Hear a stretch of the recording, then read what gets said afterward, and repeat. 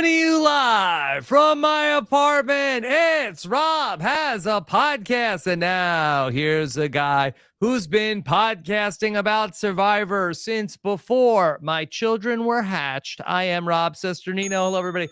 Welcome back to our Survivor recap here for season 43. If you're new to Rob Has a Podcast, this is when we bring in a Survivor alumni here on a Thursday, and we're going to talk about this week's Survivor and gain some insight from them about everything that's going on.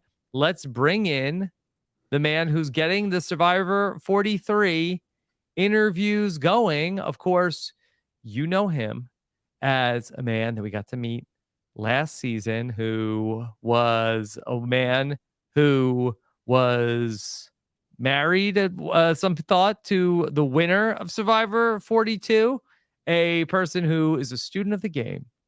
Here's Zach Wurtenberger. Zach, how are you? I'm good, Rob. Thank you so much for having me. What an intro. Zach, so nice to have you here. Have the chance to have a proper talk with you about Survivor. Yes, I love talking about Survivor. I love talking about everything about Survivor except the 3 days that I played. Okay, that's fine. Else is so much fun. And I'm happy to talk about that as well for this brief 5-hour podcast. Okay. All right. Well, we will get into everything from the Survivor 43 premiere. We're doing something a little bit different here in season 43. We're going to try to record these interviews live for the patrons of Rob Has a Podcast. So we invite our live audience to ask questions. We'll ask them later on in the podcast. So be on the lookout for that. And then we will also be live with our Survivor feedback show this season on Friday evenings at 6 p.m. Join us when Chappelle and I get into everything Survivor feedback coming up on Friday. And you never know who's going to pop in for those. Hopefully we'll get some Survivors swinging by during the course of the season. So that should be a lot of fun. And of course, make sure you subscribe to Rob Has a Podcast, robhasawebsite.com/subscribe. Doing something very special this season for the first month of the season, all through September. I'll donate $2 to the Boys and Girls Club of America when you subscribe to Rob Has a Podcast on as many devices as you can find at robhasawebsite.com/subscribe. Zach, what's new with you? What's new with me? I'm just doing I'm back at school right now. I have one more semester. I am a super senior. Yes. Which is very fun. Give us the reminder. Where do you go to school? I go to Washington University in St. Louis. Okay. And what do you study? I study English. And so after you graduate from college, I'm a student of the game. And a student of the game of Survivor, sure. But that's never ending. Yes. And then when you graduate from college, what is your career path? Wait, did my mom ask these questions? Like, she is a patron, but she didn't send in any questions. Was this the first question? Yeah. No, I'm curious. And if the answer is like, Rob, we'll see where it goes, that's fine too. Yeah, that's basically, actually, there is a career fair going on at my school at this exact moment. So after I finish this, I might go and get the answer for you. Yeah. Because, college, like Survivor, is a place where you go where, I hope you get what you need and it gives you what you seek. Yes, it's I love college. I've been dreaming about going to college my entire life. And now that I'm here, I just want to make the most of it. I don't want to miss my shot. Yes. Okay. So this is the 5th year for you? Yeah. Okay. It took me 4.5 years to graduate, and look at what I do with my degree now. I'm a professional podcaster. That is very true. Yeah. Yeah. So that's something. Okay. All right. So Zach, what did you do for the Survivor 43 premiere? So for the Survivor 43 premiere, I did very different from the other. I had a lot of friends over for the 42 episodes, got to watch. I needed people around me to be able to unleash whenever I had a feeling about how things were going or how things were coming out. For the 43 premiere, I knew I was doing this podcast, so I really needed to be laser focused. So I sat in the darkness. Yes. Had the show on. I had my roommate there who was basically just there for, I needed kind of a sounding board. I Mm-hmm. needed to, like, you know, test some things out, see where my opinions landed. Laser focused. Had my Yes. notes down, everything like that. And then I woke up this morning, watched the episode again. It's a 2-hour episode, which is great, except when you've now watched 4 hours of Survivor in the past 12 hours of your life. So Mm-hmm. I really just focused in and wanted to make sure that I knew what was going on here. Was it wild for you now to be a person who has gone through the experience and then see new people on the island that you went to go visit recently? You know, I was thinking that it would be wild, but I don't think it was that wild to me, specifically because I did get to watch Survivor 41 Mm-hmm. before my season Oh, actually that's aired. interesting. So Yes. I kind of got that experience already and I feel like with Survivor 41, there are the two parts of it, right? There's the jealousy that can kind of come from seeing people do the things that you wanted to do and like succeed and stuff. I kind of got that from like maybe watching Xander play. And then there's the empathy, which comes from watching people in the exact same situation as you, uh, you know, kind of go through the same exact struggles. And I got that from 41 from like JD and watching Sarah. So I really feel like I already had that experience. So this was more just fun for me. So, did you notice any differences between what they did to set up season 43 versus coming into season 42? Um, well, I think the biggest difference for me with 43 and 42, it's weird because 42 was so built on the idea of these people had never seen 41. We're making the brave decision to do everything a second time.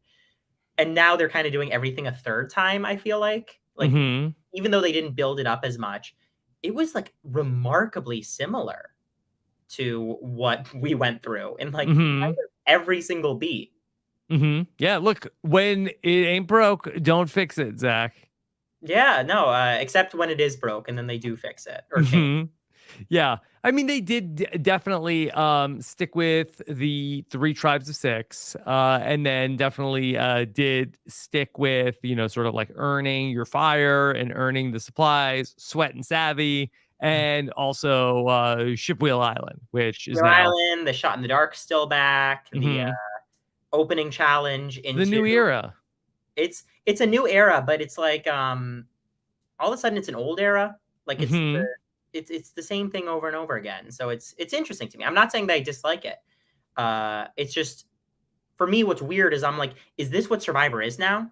Like, is Sweat and Savvy now an integral part of the Survivor formula? And that's what I'm curious about. Yeah. I mean, it's not that great of a like amazing race roadblock detour, right? No, it's Sweat not. or savvy. Yeah. Sweat or Savvy. Like, I feel like I don't know. I'm not Is gonna be savvy sitting here. even the right word? Sweat or Savvy. Like sweat, I get. I see sweat. Like Also, it should I get. rhyme, is my opinion. It should rhyme. Yeah. Yeah. Hmm. Sweat or Test. on the other, or it could rhyme with savvy, but that's probably harder. Sweat or Hmm. bet. It's like a poker. Bet. Yeah. Yeah. Hmm. Okay. Maybe somebody in the chat will have something that will be, you know, a better thing. But yeah, it's not great. But yeah, that I guess what's the over under on how many seasons we get of Sweat and Savvy? That's my question. So I feel like what I'm curious about is, did we just watch the Survivor 44 premiere? Like, are we going Hmm. to be seeing the exact same beats in Survivor 44? That's interesting. I mean, get used to it. If And this is that's going to also be the with the case. numbers. Like, it almost feels like Survivor has kind of become a little bit of a board game where you have these like set up things that you know are Hmm. going to, which is kind of fair. Like, all of a sudden, these Yeah. people have far more info than we did. Here, we love doing tribal council analogies here on Rob as a podcast. And so that, you know, and you didn't get to do enough. So let's work on one here, okay? Um, you see, Zach, Survivor is like an iPhone. You Mhm. know, every year it comes out with a new one, and then there's kind of like another model of like a Type S, and you're excited because hey, I want to get the new thing. But then you get it and you realize, like, oh, it's kind of exactly the same as the last one I just had. And you know, you are kind of let down because You wanted something new. I agree. And that's why you don't need to get a new iPhone every year unless there's that kind of key difference. I feel like in this analogy, Big Brother is kind of like an Android. It, it it's different. It's fun. It's got some cool features. Yep. It doesn't always work. Mm-hmm. It comes with some of its own problems. Yep, for sure. And sometimes you have difficulty reintegrating back into society. Yeah. Nobody wants to talk to you with your blue dots. Yeah. Mm-hmm. Yeah. So, and then I don't know what Amazing Race is. A cricket phone. But yeah, you know what I feel like Survivor is actually? This What? is a very Gen Z reference. So yeah. Apologies if it's too much, but it's like the new Super Mario Bros. Games. Do you know about those? What about them? So there was the original Super Mario Bros. And then they made new Super Mario Bros. And very much like the new era, completely changed everything. Like, oh, it's now Mario can get even bigger. Now he can get tiny. It's a brand new thing. And then they made new Super Mario Bros. Wii. And it's like, okay, what you loved in the new Super Mario Bros. Now it's on the Wii. But it was like kind of the same thing. And then they made new Super Mario Bros. For the 3DS. And you're like, okay, is this new anymore? It's kind of the same exact thing that we just saw the past 2 times. I want to make sure I'm following. They just kept calling it New Super Mario Brothers. Every single name, new became part of the name. New is old, right? I mean, what are they going to call, like, if they get 3 years out from this, like, what are they going to call the era of Survivor then? This is no longer be the new era. I feel like this is going to be, what I think is honestly going to happen is I think at some point they're just going to go back to names. I hope so. I kind of felt like that when it came back, okay, Survivor 41 was okay. I think they really could have just called it like Survivor 2021. They were only doing 1 season in that year. But like, I just think that like with The Amazing Race, which we did the premiere, and The Amazing Race there's a couple of like, oh, the media influencers season or the all reality star season or, like an all stars. But for the most part, it's Amazing Race 32, 33, 34. I cannot tell you like when you throw out like Amazing Race 27, I have no idea what an Amazing Race 27 was about or who was on it. Yeah, no, I kind of feel similarly. I mean, I've got that like, that dumb super fan, like whatever, especially with like the Big Brother. So I could tell you the difference between like Big Brother 19 versus 18. Although I do feel like I could tell you like for the Big Brother seasons, but there's only one a year with Big Brother. Yeah, and for me, it's not even the numbers as much as it is the format. I think it's interesting if they are like really sticking with this. I think it does actually make the game more fair because in the way that 41 and 42 were maybe a little less fair because everything was being just thrown at us and it was all new. Like when Dwight, Gabler, and Carla are all going to the island, it's pretty much the same thing. It's like a slight variation of what we got. And all of the contestants knew that. And they were able to kind of like play around it in a way that's probably a lot more fair than what like Drea and Marianne and Jenny had to deal with. Yeah. For these contestants, to lie or have to lie about like going to the Shipwheel Island, like they're kind of boxed in, right? They're like, tell us what happened. It's like, oh, I think I gotta pretty much, especially when it's like the same exact thing. It's like, if I come up with something that's really outlandish, like they're gonna say, no, we just saw what happens when you leave. Yeah, that's where it's kind of tricky. And that's where I think that Gabler and Dwight probably made the right choice, even though it was a hard choice to tell the truth on there, because I don't even know what lie you can come up with that would be believable. Yeah. So I'd love to get your take on, how this process works, because I feel like that now, especially after we've seen it in Survivor 41 and 42, I really thought that once the boat comes in, I thought that there would be a lot more sort of like jockeying for, okay, I'm going to be the person that goes. Whereas like it seemed like that all of the tribes sort of like let it just come down to luck of the draw. And we didn't see people really fighting for it. I think that there was probably like almost like a next to zero possibility that something bad was going to happen to you to get on the boat, right? There is the bad that can come from you of being away from your tribe for a lot of time. But has that really happened to anybody where, they leave and then they got conspired against? I think the only person we saw that happen with in the new era, I think that Brad on the episode when he went home was, left the tribe for a little bit. Well, I We can say saw it that, with like, Vince on the Island of the Idols. well, yeah, and I could say that, like, Drea, I mean, when Drea was gone, we definitely were talking about her as a potential boot in that moment. It didn't end up manifesting, obviously, but like that is the risk that Hmm. you take in that moment. That being said, I do agree with you. I think that the way that they do it right now isn't as fun as it could be because it does for two of the three tribes. It just came down to them basically like playing rock, paper, scissors. Hmm. Um, and I feel like forcing them to make the decision, I think it's partly because it's day two and no one wants to like really stick their neck out. So maybe if it was a little bit later, we would see more intrigue in it.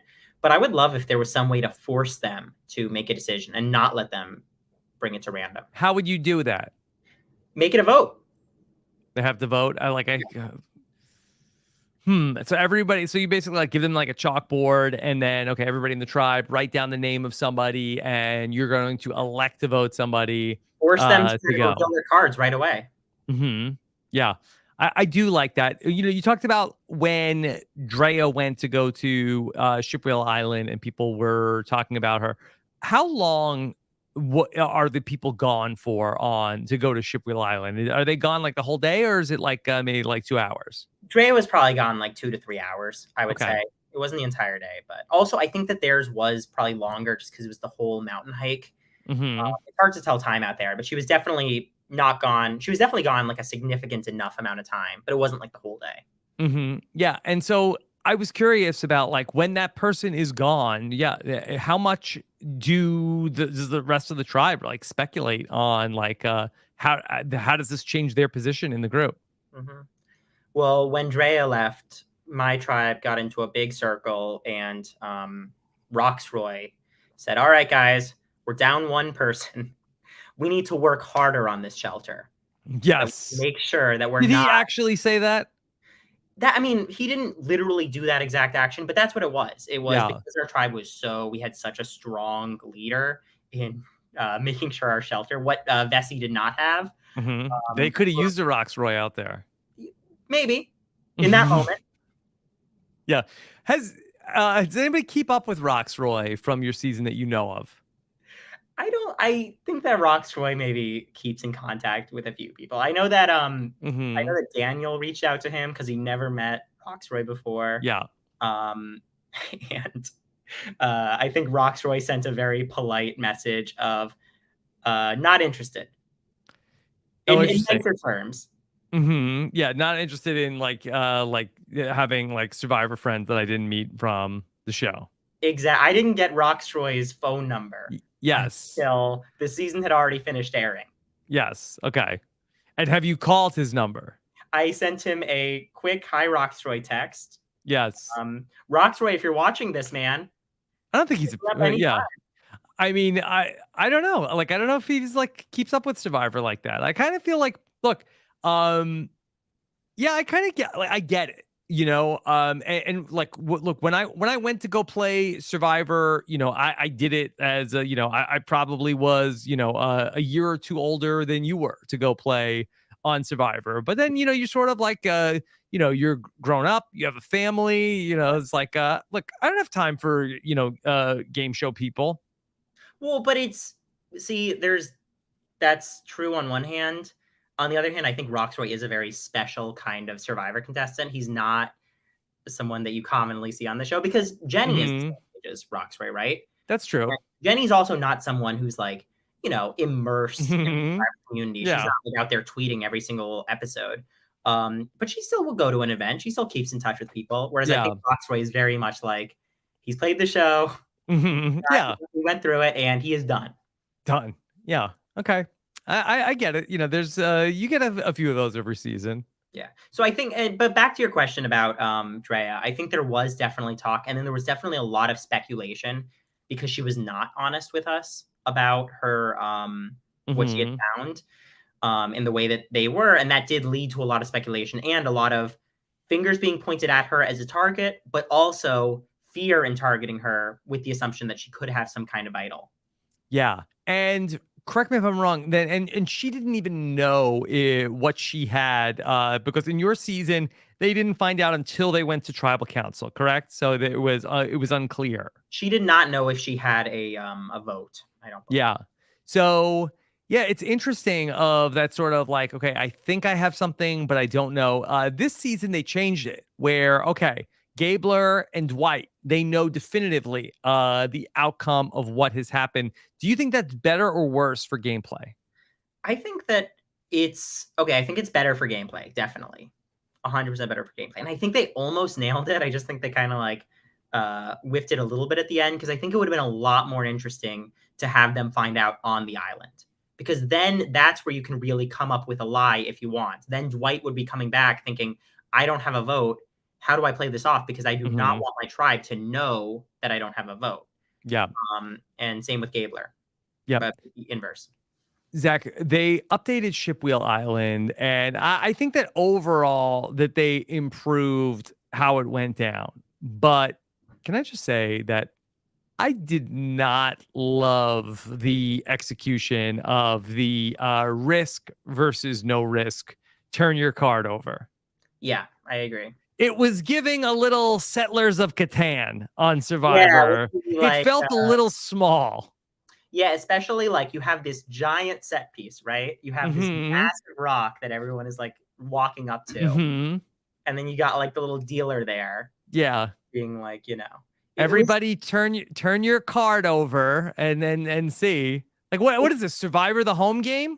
It's Big Brother, and I mean that as an insult. It's very like small. I feel like the best Survivor things are when I love when Survivor kind of like takes itself seriously and also is goofy, but I love when it takes itself seriously in these big moments. I think the shipwheel was kind of an interesting part of it. They could have, but then again, this is Survivor, right? I mean, think about Ghost Island, and like I thought the concept of Ghost Island was so cool, like this island haunted by the spirits of bad decisions, and then it's literally like pick a rock every single time. Yeah, I mean, I think that was more of a trailer than it was like an actual like idea. Of course, through the season, it's like oh, this sounds like a good movie, but ultimately, having it play out over 13 episodes, yeah, it did not hold up. But I just feel like that the cards, and they're not even giant cards. Would giant cards have made it better for you? I think so. Like maybe like 8x10 or something. Do you think Jeff could have sold it? Maybe Jeff is the one revealing the cards. Yeah. Like maybe everybody hand in their card. Like he could turn it into more of a moment. I mean, I think that's part of the reason why we saw where the shot in the dark scroll. Now you opened your shot in the dark scroll, right? Yes. Yeah. I'm the only one me and Sydney are the only ones who got to open it. Right. And I think that they realized like, the survivors, that they are like, it's not working. Do you feel like do you feel like that you didn't hold it up well enough and that they said after that they were going to change it? No, I actually think it's something different. Yes. What is it? I think it's because I stole my scroll. Oh, you walked off with it, and then that's a problem. I put it in my pocket, and then they told me that I needed it back, and I was like, I don't have it. But do you have it? It's somewhere around here. Somewhere, yeah. I'll look for it. Yeah. So you think that's what it is? You think that they needed to get the things back? That's what I like to believe it, because I like to imagine that the art department had to like create a whole new not scrambling. Yeah. Yeah. Do you think your scroll would have gone to Ghost Island? No. And matured into like a full-fledged safe scroll. Because I think they would have used Sydney's. Sydney was the first Shot in the Dark ever played, and she played it incorrectly. So Sydney's got the good story there. I was watching all of 41 praying that no one used their Shot in the Dark. I was like, you would be the first person. Yeah, well, and you're the last person to open their own Shot in the Dark. That's true. Yeah. So, right? Because did Mariah do it the second week? Mariah, no, Jeff did it at that point. Okay, so you have that. Yeah, my favorite one was when I said that I was the first unanimous vote, and we're like, actually, Jeff Varner, and I'm like, well, come on, guys, like, really? Yeah, stop it. Yeah. Okay, give it to Zach. Yeah, come on. Who are we choosing here? Yeah. Speaking of Mariah. Wait, can I say something really quick about, because I figured out how we can make it epic. Yeah. it's a fire, and you have like these different things that when you know how you like sometimes throw things into a fire and it'll like change colors. Mm-hmm. So risk would be red and like safe would be blue. Okay. Throwing it into the fire, like each individual fire, and that signifies whether you took the risk or played it Mm-hmm. safe. You'd like to have like some sort of like gender reveal party where then, Yes. Yeah, yes. exactly. If you it could be we can make it special for Sammy, we could make it a Shih Tzu. Make what a shit sale. It's a dog that we're putting into the fire? Yeah, or do That like a got fire. dark. Yeah. It's dark, yeah, but I mean why'd they cast Sammy then? Yeah. Not willing to go dark. Zach, is that a common Gen Z occupation of pet cremator?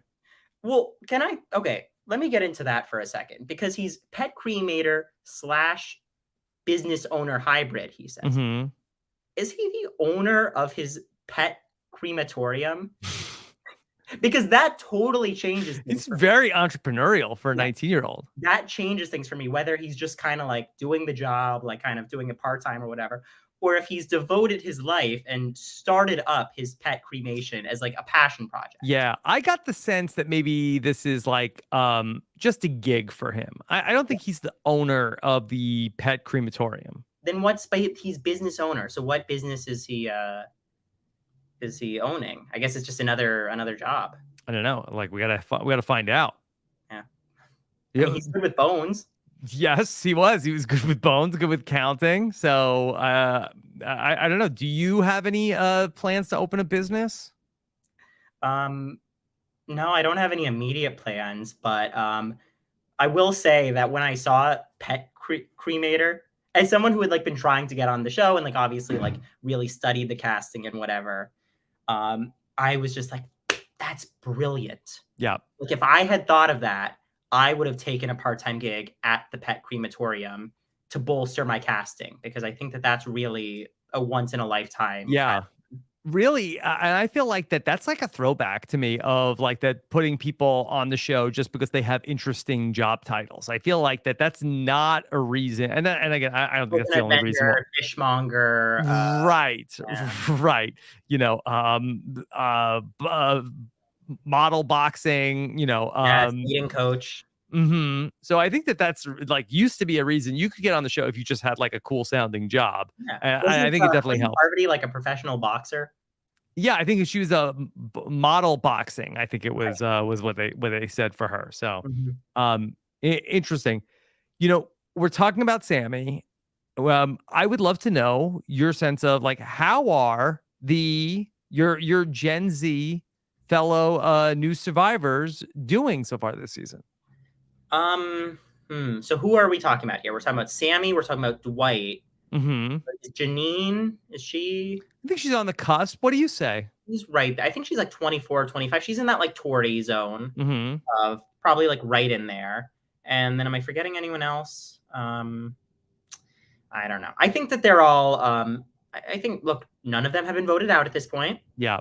So already they're doing better than me. I think that I would say that of the three of them, Janine is definitely doing the best in my mind. And then I think that Sammy and Dwight are both kind of about to, in my mind, come up with some issues on their tribes, but you know, are hopefully going to be able to figure it out. Yeah.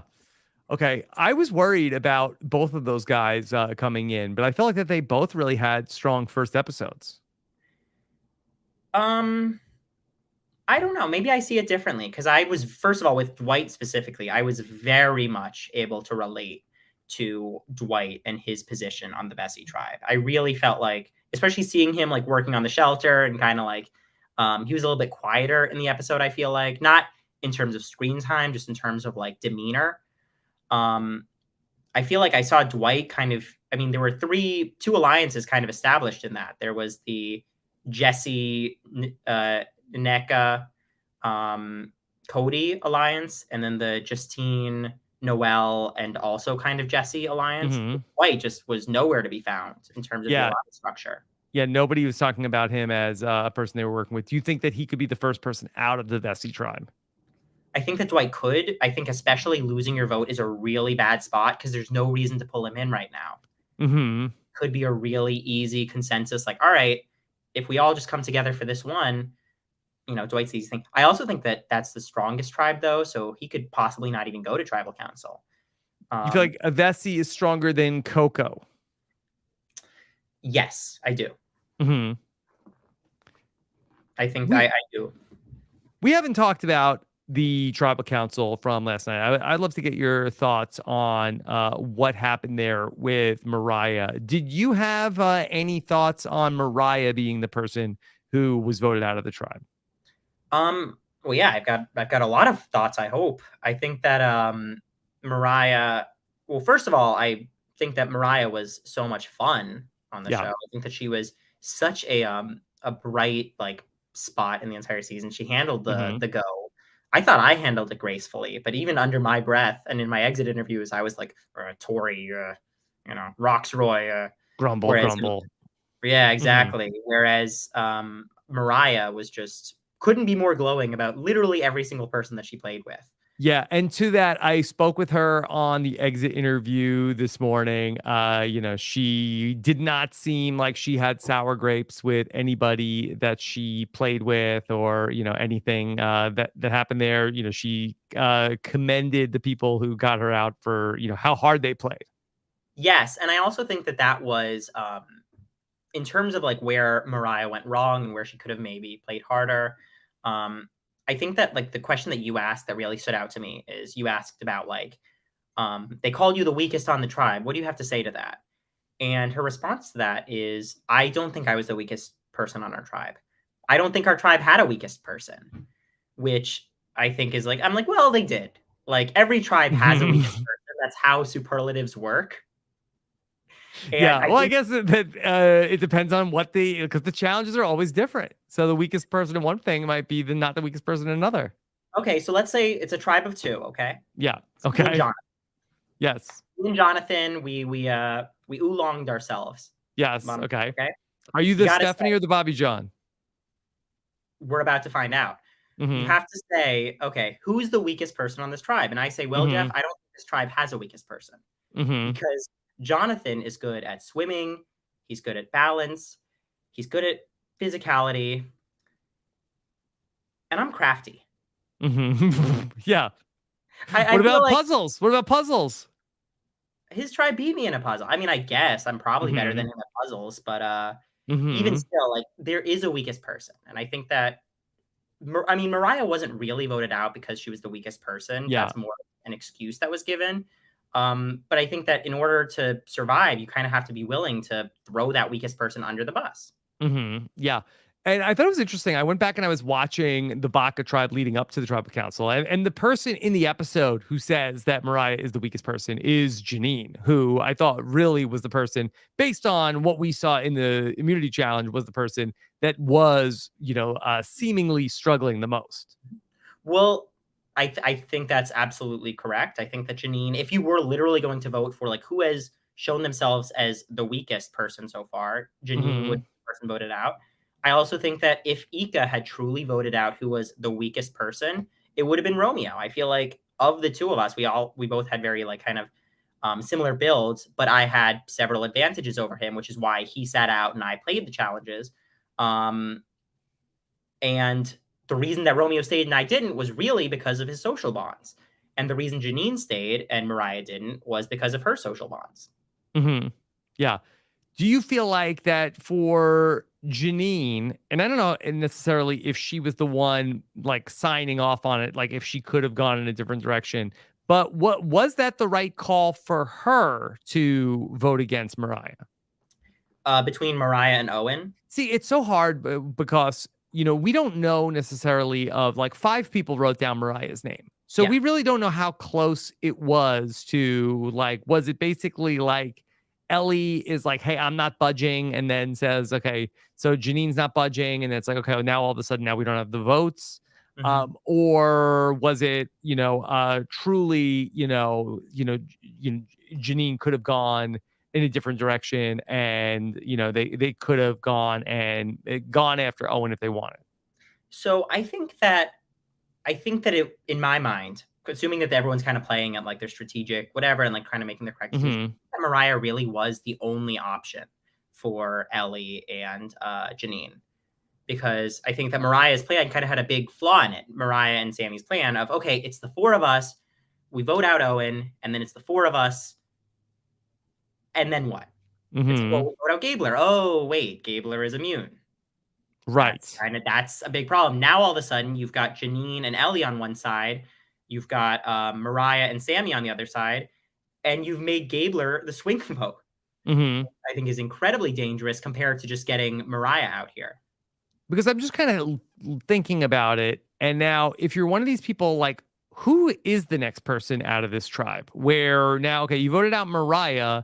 Gabler, now he has to play. He didn't play his immunity idol. So now he's definitely going to be immune at the second tribal council that he goes to. And so, like, I feel like we're looking at Janine. Janine is the person going out? Yeah. No, I saw the opposite, actually. You think it's what? Sammy?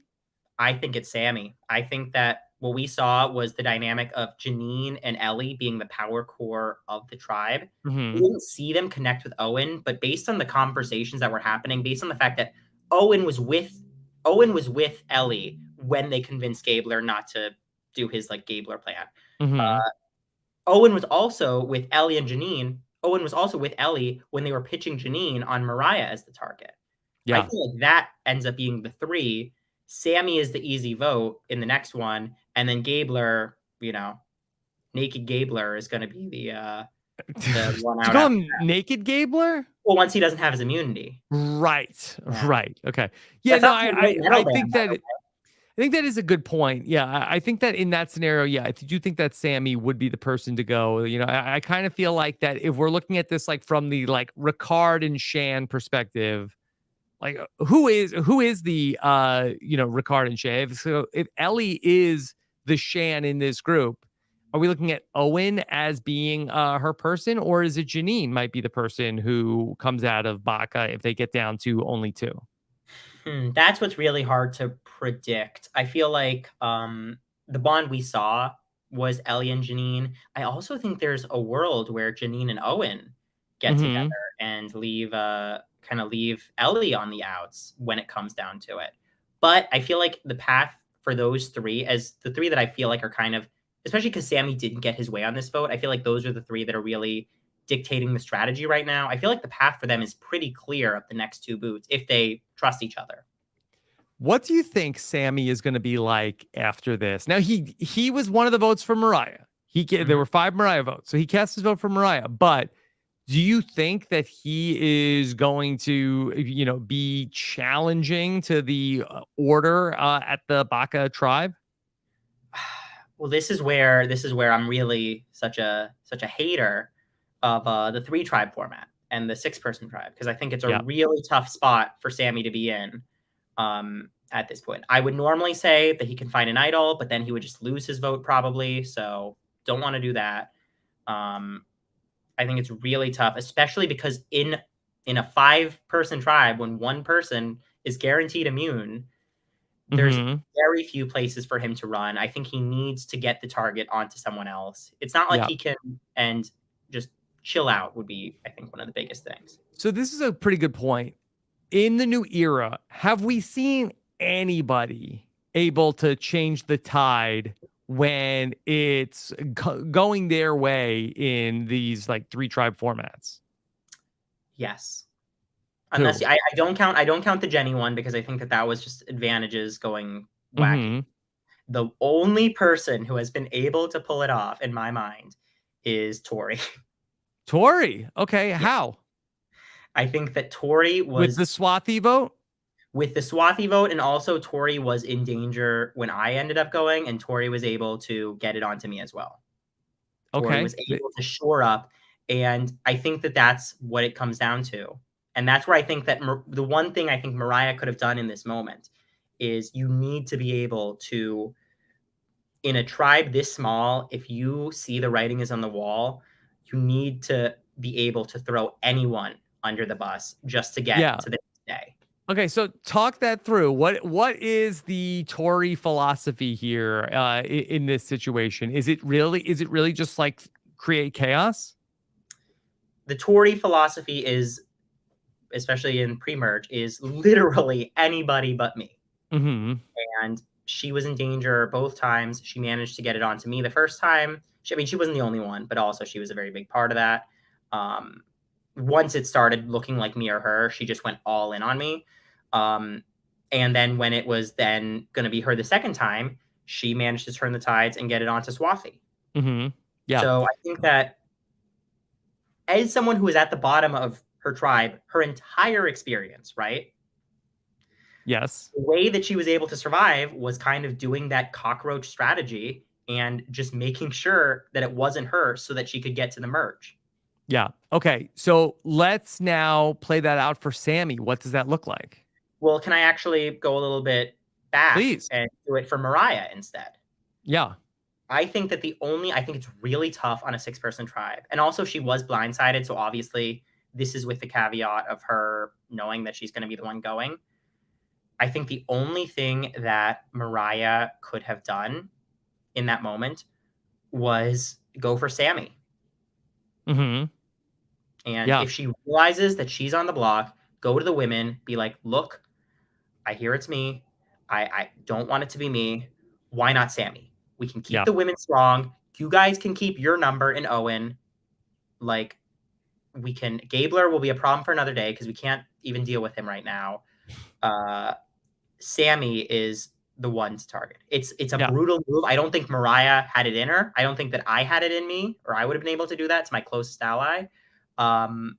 But I think that was. So you think that you could have done that and thrown who under the bus? Swathi? So I've thought a lot, obviously, about like what I could have done. I really think the only play that I could have made in that moment was target Romeo, and I think Romeo would have worked.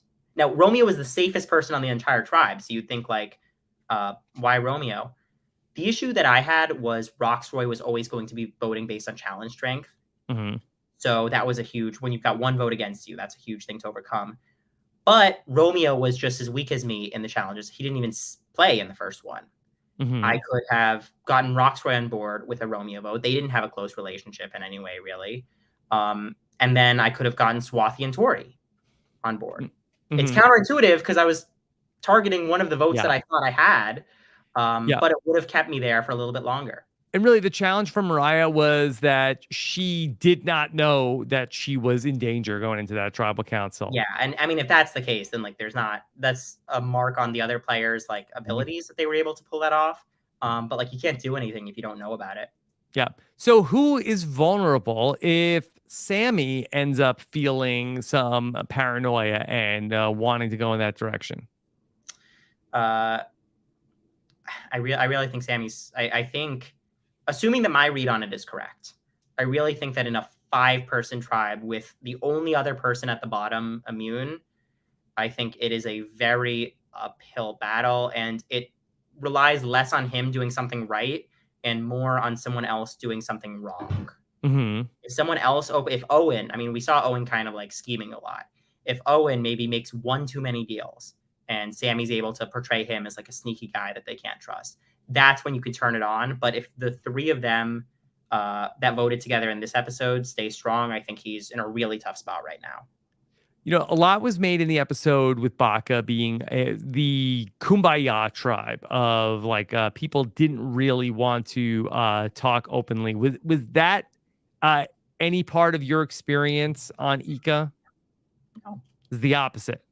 There was never a single conversation on Ika of us being like, this is the final 6. Mm-hmm. We had no, we had no machinations about that. I think that there was a very clear, people were getting along while I was there. I think it really kind of fell off the rails after I left of people just not vibing with each other. Mm-hmm. But it was definitely not kumbaya. I think the first day we were so focused on the shelter, but by day 2 we were all scrambling. We were all trying to like find our people, find our alliance. So it definitely was not kumbaya. Mm-hmm. Okay. So tell me about the other players that are in the game. Who else really stood out to you? Who else stood out to me? Let's see. I think that well, let's go to Vesey. I think is a good place to start because we already talked about Dwight. I really am a big fan of Dwight. I'm rooting for him in this game. I was able to relate to him the most in terms of age, in terms of like, what he's going to a good school right now, about to graduate. Definitely was able to relate to him a lot. So I'm rooting for him. I think he might be in trouble, especially since everyone knows he doesn't have a vote. On that tribe as well, I thought that Cody was a real standout on this season. In a good way. I think that Cody was a lot of fun. Cody was a real character. I feel like, I don't know if this has been said yet. I don't know if I didn't listen to the know-it-all, so I don't know if I'm staking my claim on this. Okay. I think he's Chris Noble 2.0. I think in the preseason, I think people, threw out the idea that he is that kind of guy. But yeah, I could see it. And the Can I throw out another one then? Please. I have not heard an accent like this since Krista in Pearl Islands. Mm-hmm. And that brings me a lot of joy. Yes. Oh, Cody's accent is like Christopher from Pearl Islands? Yes. Yeah. I need a couple of weeks before. Yeah, before I can get the impressions out. I gotta like just hear a bunch of confessionals. But he's interesting because, he has sort of like these like dodo moments, but then he also has some moments that are kind of like inspired, like when he was the person who was able to figure out stick the flint into the bamboo. Yeah, that was a really smart kind of, I mean, I could see Peridium editing the this. Yeah. He hacked the challenge.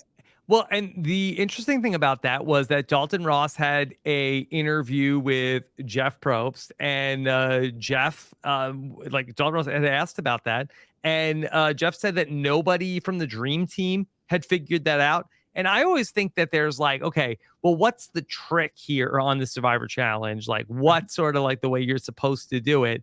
And the fact that they gave them specifically bamboo, like, I kind of thought that he figured it out. That was like the escape room, like, secret of like, okay, this is how you're supposed to do it. But according to Jeff, that nobody had even thought of that before. I mean, that was a moment ripped straight out of the genius of like, yes, cue the extreme ways. Yeah, even the producers couldn't predict. Yeah, I mean, that was really incredible. And you felt for Lindsay, who was the first person up there. And, it's just like, all I have to do is get the key off. And unfortunately, it doesn't happen for her. Yeah, but I also felt like it wasn't, I feel like that opening challenge doesn't really amount to all that much, especially because then, like, it resulted in a 30-minute delay for them. Like, it's not like it ended up, if she lost like an immunity challenge or like a real reward. That's why I don't get this Sweat versus Savvy thing, because it's like, I think it would be cool if it's like they straight up do not get their supplies until the first immunity challenge. That would be a real Well, isn't that what the issue is of like, are you saying that they shouldn't even get the chance to play Sweat versus Savvy? Yeah, I'm saying that you're fighting for the supplies. If you don't get the supplies, you're supplyless until the first immunity challenge. I know, but that's such a big disadvantage to not even have the pot to boil water in. Is it though? Because we're just drinking straight out of that well anyways. Isn't that frowned upon? Not anymore. I believe that this was a co-wrong era change where I'm pretty sure that the water's all good. We were definitely, because also when you got to remember, like, when the water's boiled, you're literally drinking boiling hot water. That's right. Yeah. So we kind of just went straight from the well. But also we were Ika, so don't take my advice. Right. Is it recommended though you're supposed to boil the water? Yes. Owen mentioned it. Yeah. It's definitely recommended, but even Owen was like, I might just start drinking the well water, which I would assume he then immediately did. Yeah. They say they make sure that it's clean. They want you to have clean drinking water. Right. Oh, this was an issue even from going back to Survivor All-Stars, where we did not get a pot to boil the water until after the first immunity challenge, and that there was like the well water, and Sue Hawk was just drinking out of it. Or she didn't care. She's like, oh yeah, where I come from, I drink water with beaver poop in it. It's whatever. And she was fine. I mean, nothing happened to her. And Rudy was like, I drank from water that had dead bodies floating in it. So, that it was fine for them, but everybody else was, skittish to do it. Well, I always base my my judgment on what would Rudy and Sue Hawk do. So What we're rooting to Hawk too. So, it's good stuff to live by. So I would love to talk a little bit about this Coco tribe because I think it's so interesting. And last night, Steven and I were trying to figure out if Coco goes to tribal council, who goes home. Zach, the alliances seem like that they're configured in a very interesting way that yeah. I don't think there is an obvious person to go home. Is that how you see it? Yes, I feel like Coco is definitely the most in flux tribe at the moment. It makes me think that they're a tribe that like, because I remember it was fun watching 42 and getting to see them build up the Vati tribal council and get to see like all the puzzle pieces being laid. I think that Coco, hopefully we will get to see them go to tribal, and hopefully it will end up being like this big, like, like reveal of like, well, Carla's in the middle at the moment. Right. So I think there are three possibilities that we're following, which is Carla goes with the girls and James, and votes out Gio, or is it Ryan? Gio or Ryan are the two guys, yeah. Or she goes with Gio and Ryan, probably has to pull over. I don't know, maybe split vote, weird, whatever. Goes with them, votes out one of Cassidy, Lindsay, or James. Or possibility number 3, which I feel like could be the most interesting but the most heartbreaking, is they're putting Carla in the middle, and if she gets caught in that spot, that could be a really dangerous thing for her. I would really struggle to see that. Where everybody turns on the swing vote. Love it when that happens on Survivor. But I just feel like, to me, that I feel like that Carla is the person that seems to have their finger on the pulse of this tribe the most. It did happen to, though? Who? It happened to Swathi. Swathi got revealed in the "You're My Number One." That's true. And I had thought up to that point, I thought that Swathi was doing a very good job. Like I was actually like very impressed with, at least from what I saw on television. I thought that she was doing a really good job of like getting herself to a point where I thought it was almost like unthinkable that she was going to be the person to go out in that spot. But I just feel like that Carla, I don't think is going to get Swathied. No, I don't think so either. I think that in terms of the two groups that she could possibly team up with, obviously, I think it makes more sense for her to choose the numbers, to choose Cassidy, James, and Lindsay.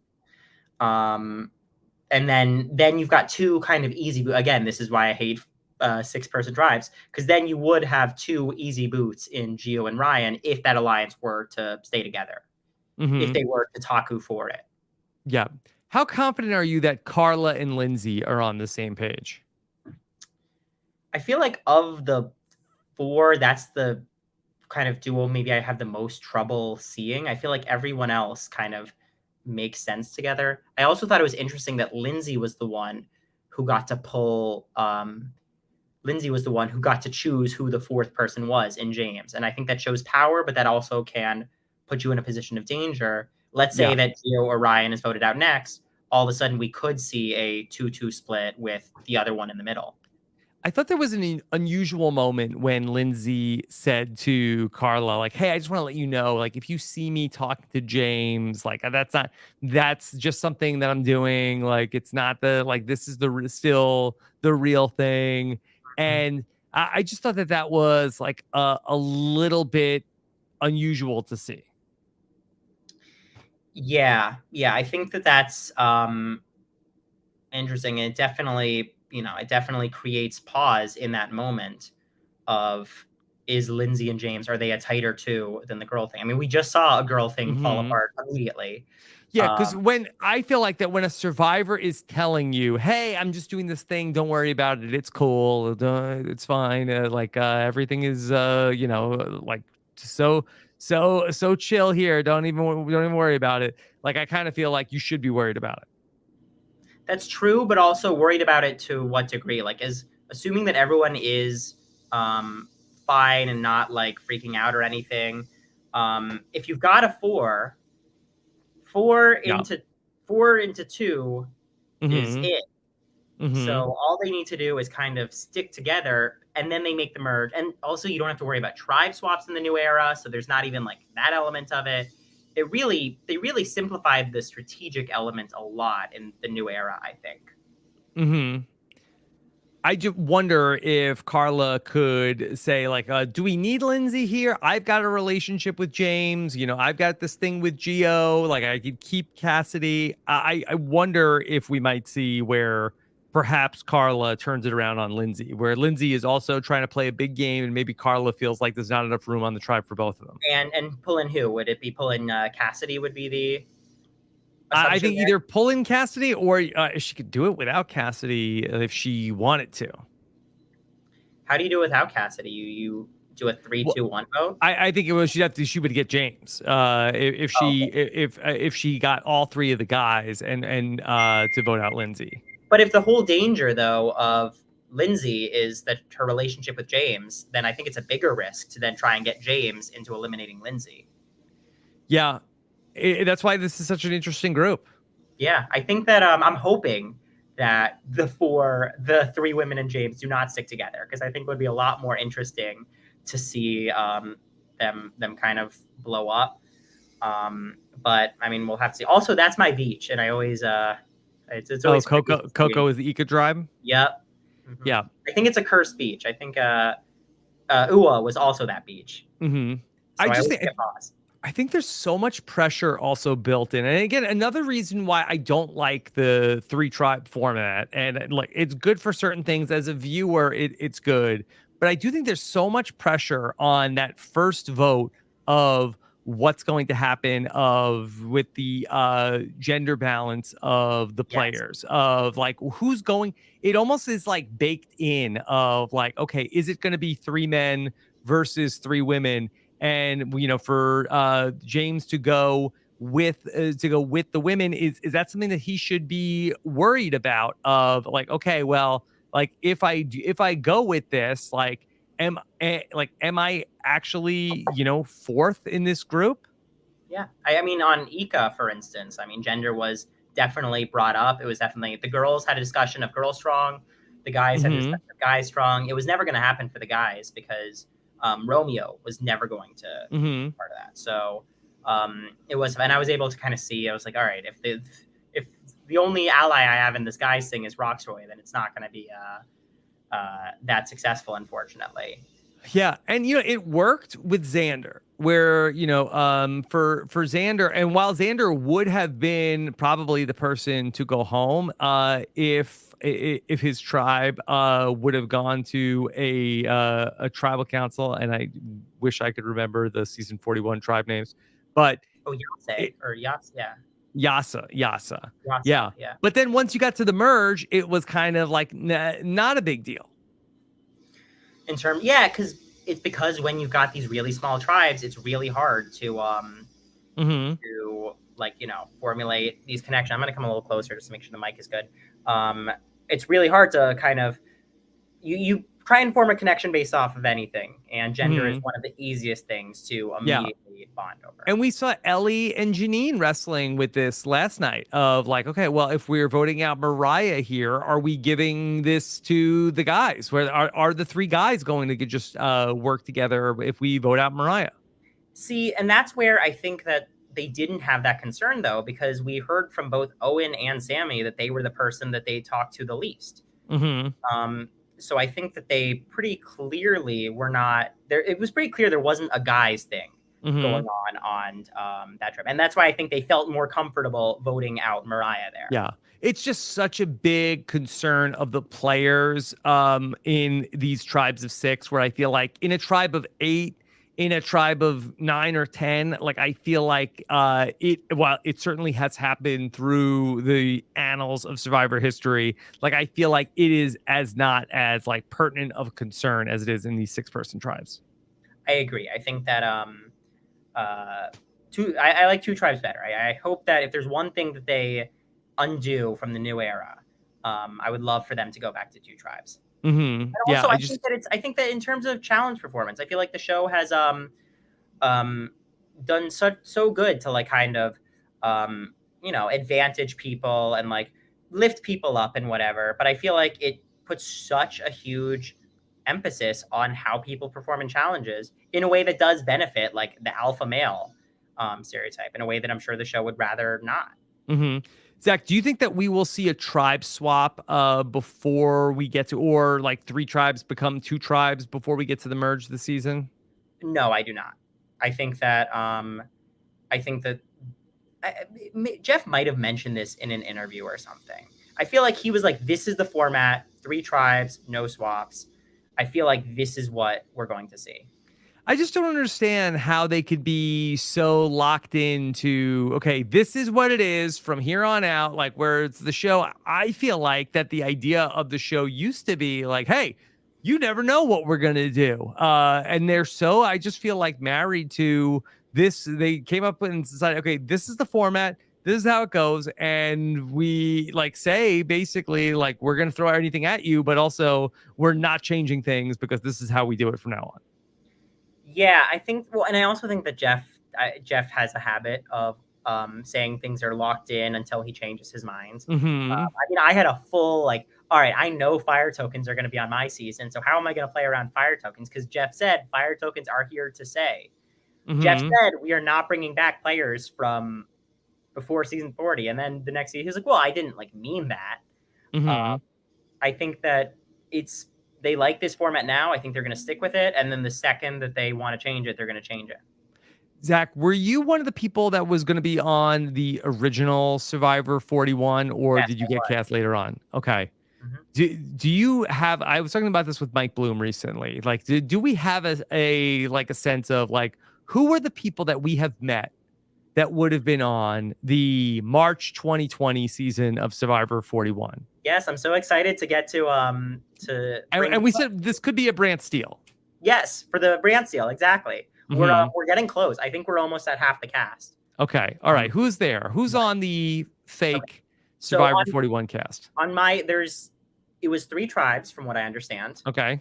And I know there are some people I don't know the tribe specifically. You knew the tribes. Yes, because I knew that I was supposed to be sending in blue clothing. Oh, okay. All right. So we can even get the tribes into this. Okay. Okay. So I know on my blue tribe, it was originally me. Okay. We've got Erica in there. Erica. Yeah. And we've got Cassidy. All right. Okay. All right. And then who else? 3 of us. On yellow, we have. The colors were going to stay the same no matter what, in all the timelines. Yes. Well, no, it was red actually. Was the okay. Third. So 41 would have been a little different. Okay. Dawn of a New Era.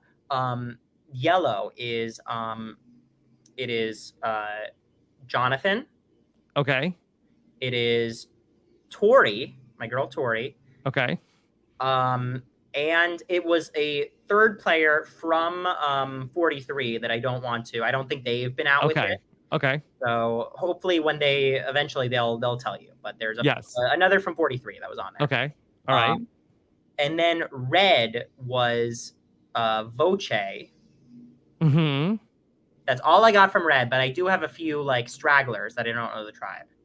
Okay. Who else? I'm almost certain Deshaun was originally on. Okay. I'm almost certain that Heather was originally on. Okay. I'm about these. Now we're getting to like speculation. I also think that I think Brad and Danny were on, or at the very least I know they were at finals during the time of when 41 would be there. And you went to finals in person? I went to finals in September of 2019. Interesting. Yeah. With Jonathan. It was just me and him. Just you and him, and then they said, okay, who's weakest out of these two? Yeah, exactly. We were actually in an elevator together, and I literally was like, what other spot would we be auditioning for the same gig? Yeah. Do you feel like that you and he were competing for the same spot? Oh yeah, definitely. I feel like they Exactly. We needed the alpha male. Actually, Mhm. so a funny thing with Jonathan, not to just completely derail this off of 43, was that I had I had watched a lot, and here's a tip. Well, actually, it won't probably work because finals are online anymore. Before I went to my finals, I watched all of the Survivor audition tapes I could find of people who had applied to the show, Yes. who had not realized that they're supposed to private their YouTube page. Mhm. I watched probably like 50 of them. Yes. Jonathan had not unlisted his YouTube video. Yes. So I knew Jonathan. I knew Jonathan Young. Um, and then when I saw him at casting finals, I was like, oh, well, he's a shoe in to get in. I mean, like, just look at him. So before I went out to play, I actually had a full dossier written on every single thing that I knew about Jonathan Young. I was Mhm. his biggest stalker before Mhm. the show started. I'm sure that's Yeah. been served at this point. Yes, I think a lot of people I think did some background checks on Jonathan. Yes. Yeah, I think so. exactly. I think so. I think I've seen some of them. Zach, then what did you do in your application? That you studied everybody's applications? Well, I made a YouTube video on this if you want to watch. It's like all about the Survivor audition tape. It's really like it goes through like the real like 20-minute version of like the 2-minute version of what I'm about to say. Mhm. Basically, I just figured out how to present yourself in an audition tape, and figured out what my pitch was. Figured out how I could sell myself because I knew I was just when I was applying, I was straight out of high school. Like I didn't have that much going for me, like literally, but I knew that I could like put together a good pitch. So I really pitched myself as the debate kid. And that's like the full angle that I like went all in on.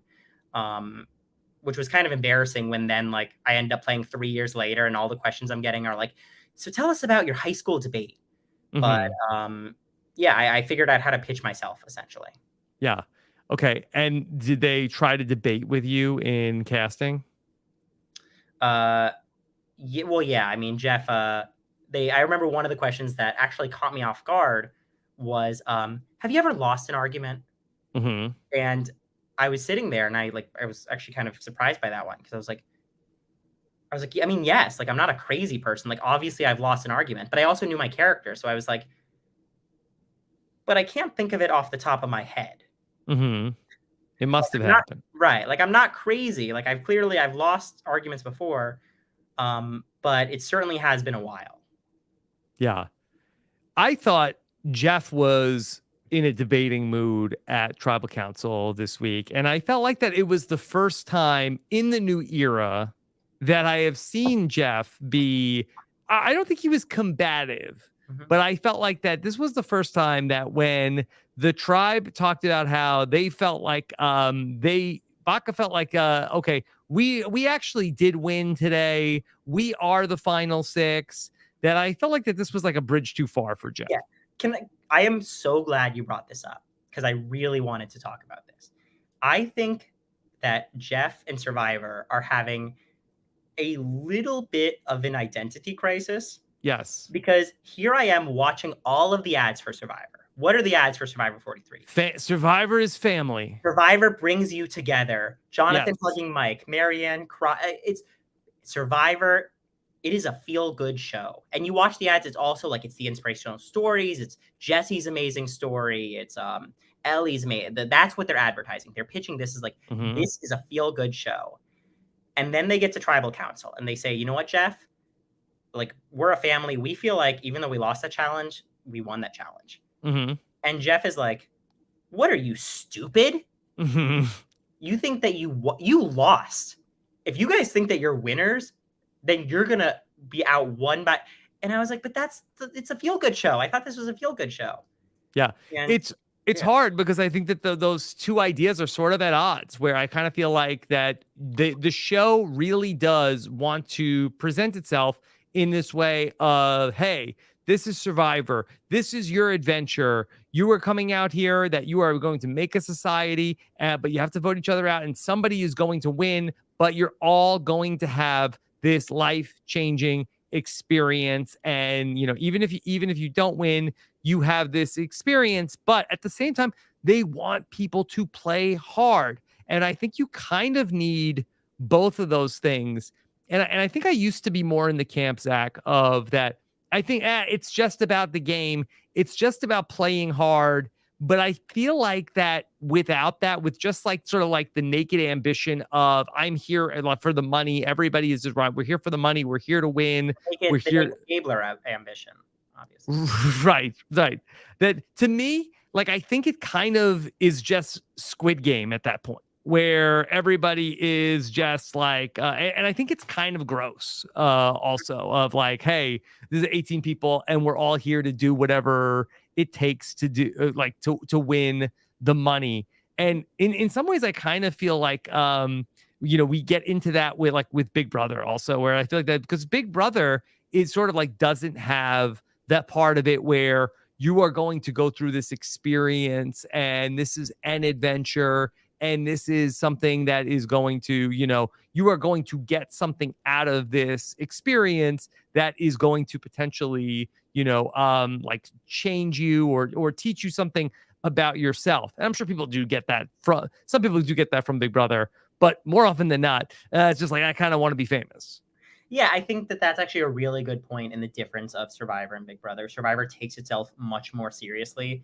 And I know Fishback was making fun of the Survivor kind of like What's the best thing about Survivor? Right, giving themselves a little bit of love at the start of the show. And I think I like that part of it. Where I have an issue with it is Survivor portraying itself as a feel-good story, a feel-good show. Right. Because the whole point of the show is watching 17 people lose their dream and one person win. So obviously, like, I think 42 is a great example of the one winner happened to be like this bright ball of energy. And so it ended up being like a really feel-good story in that specific season. But when you get a season like, I don't know, season 39, that is not a feel-good show. And even like, nothing against Tommy or anything, but it wasn't a feel-good story.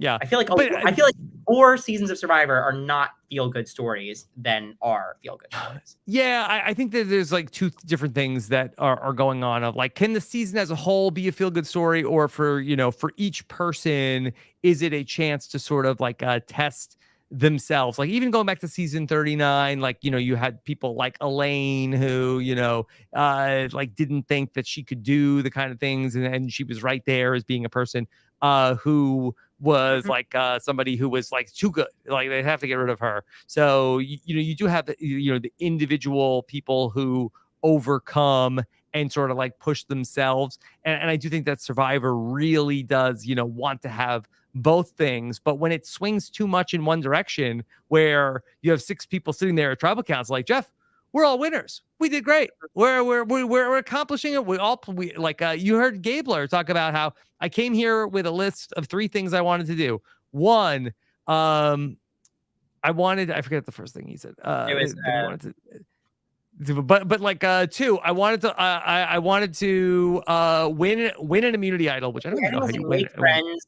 Yeah. And then the other thing I wanted to do was play a great game, and we're all playing a great game. So declare that. I remember seeing a Reddit post that said, what if they took away the prize money and split it 18 ways at the start of the season and they just all played for fun? And I loved that idea. I wish that they had done that for 42. Yes, you would sign up for that if you could, right? Oh yeah, I wish retroactively. I wouldn't want it as a TV show. I love it as in a personal game. But no, I agree with you, and I think that maybe it was going a little bit too far in terms of like what. But also, I think that it was Jeff. Like Mariah was just echoing what the entire tribe was saying, and then Jeff was the one who was like, "Are you insane?" And then the entire rest of the tribe kind of ganged up on her and was like, "Yeah, Mariah, that's too far. We don't want moral victories." Like, so he dictates the tone. One of Gabler's goals was he went to learn about himself from hardship, which was also a check. People often say that the hardest part of Survivor is, first 3 days. It doesn't get any harder than that. I thought that it was just interesting to me that I thought that Jeff was really pushing back against what the survivors were saying in season 43, where I feel like that he was doing like, I think in season 41, 42, it seemed like there was so much like yes and like wherever the survivors were going with it, he's like, yeah, okay, yeah, tell me more about that. Let's talk about that. Yeah, I'm trying to think. I'm trying to think if there were examples of him kind of pushing, because at the end of the day, it is Jeff's show. And Jeff is the one who determines in what direction the tone and what direction the story, especially with Tribal Council. That's where he gets to decide what is happening. But I think that he was very positive in 41 and 42 and is now really reacting to that. But I think that what we saw last night, I think, was more of the right tone of like, I think that really just overall, that was one of my big notes from the episode, that I just felt like that the show kind of like level set a little bit after 41 and 42 was a little bit, I felt, all over the place. I think that they sort of like, okay, let's stick with like, okay, these are the specific things we want to keep. And then also, you know, we need to try to find that balance, as I felt like that they were just like trying so much in 41 and 42. Yes, and I agree with that. And that's why I said that I felt like it kind of was a little bit of an identity crisis, because he had gone so far into the positivity on 41 and 42. So for him to come back now and kind of like poo-poo Mariah's positivity, when like that's the whole reason he's there. Like she's the... Yeah. I mean, like, how could you not come away with that? Like, look, what was the lesson of Heather in Survivor 41? Like her whole story was she never stopped. She kept trying. That no matter what happened to her, she would look at her. I mean, even in season, 41, 42 with like the teams that couldn't push the giant boulder, like Jeff was so positive. Yeah. I feel like it's also a difference in the editing of the show. I feel like the show, I mean, I know I'll have castmates who disagree with me on this one, but I feel like the show is a lot more generous with the edits than they have been in previous years. I also think it's with the casting. I don't think Survivor casts people with the explicit idea anymore. They don't do the William Hung thing. They don't cast people to laugh at. To lose, right. Yeah, and that's why I also think that we've seen, you know, someone like Mariah, who we can't really look at and see that many faults in her game themselves. It's not like she was too loud or like, didn't play hard enough or anything. I mean, there were like small issues that you could take with it, but it's because they didn't cast anyone to like kind of be the doofus that walks away from the show. Yeah, I used to say this about Survivor, of like they do not cast like the 18 best people to play the game. They cast like the 18 people who are going to give you the best television. And I think that is probably more of like during the Lynn Spillman era of like, okay, who are the most like two-dimensional characters that they can find to stick onto the show to give us sort of like these like outrageous moments. And look, we have many outrageous moments in the history of the show to thank for this. That's just not what they're doing anymore, except maybe in the case of Cody. Yeah, I mean, Cody, they definitely gave a throwback. Ball, yeah. And I feel like in my season, I know that like I felt like a lot of people were getting positive edits. I feel like Tori got a pretty negative edit overall. Roxroy as well. But it's also like how much of that is like, for instance, and Tori, by the way, Tori's amazing in real life. But in terms of like how she was on the show, I was kind of like, well, that's kind of how I saw you, like when I was out there on the island. Same with Roxroy. Same with Daniel's an amazing person. I love Daniel. And like his tribe mates were like, oh, well, that's kind of how he was on the island. So it's tough. Zach, I want to bring in questions from our listeners as we talk through the Survivor 43 premiere. There's one more thing that can we talk about before? Yes. Because we haven't gotten to talk about Gabler's Gambit. Gabler's Gambit. Okay, talk about it. Really want to. I don't know. It's not. People are comparing him to Zane Knight and all that. People aren't acknowledging the fact that Gabler pulled off the successful Zane Knight. Yes. Okay. He did it. All right. So do you feel like was this actually when you describe it as a gambit, like do you think was there intentionality in what Gabler did to he realized, okay, people want to vote for me. Now he did have a immunity idol where Zayn Knight did not. That is true, but it was still the same message of if you want to vote me out, he was basically discarding the immunity idol, being like, if you want to vote me out, you can do it. No skin off my back. What is funny about that is that, clearly Ellie did not want that. And so he says that. And going back and watching that, Ellie's like, oh, well, we don't have to decide that right now. Look, everybody's gonna go talk. Everybody's gonna have their conversation. So I mean, let's keep talking. Let's hold that thought. Let's table that. Let's come back to that. She's like very right, like yeah. this. No.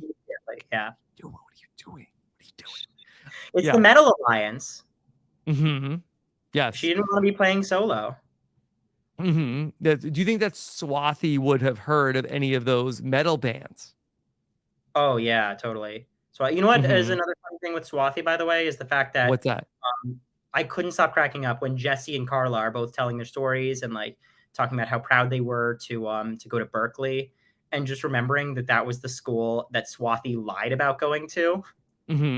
Tell me, she lied about going to Berkeley. Oh, because she went to Harvard. She went to Harvard, and she didn't want us to know that she went to Harvard, so she said, "I went to Berkeley," which we were all still like, "Oh shit, she's really smart." Yeah. So I just, yeah, but no, yeah, I think did they go to the same school? Because I noticed that Jesse said he went to Berkeley. Carla said she went to UC Berkeley. Is that the same thing? That's the same, yeah. Yeah. University of California, Berkeley. Okay. All right. Let's take some questions. You want to talk about Gabler? Okay. Ryan Patterson wants to know, is there any universe where Gabler intended to sow chaos into the mix with his shot in the dark fake out? And if so, was that a good move? So we did get the confession of Gabler being like, I'm honest with that. So I'm going to ignore that. And I'm going to now look into the world of Gabler sowing chaos. I think Gabler was never getting voted out here unless he literally takes the idol and throws it into the fire, because it is such a risk to vote out someone with an idol, even when they're saying, guys, I'm an honest man. I'm not going to play here.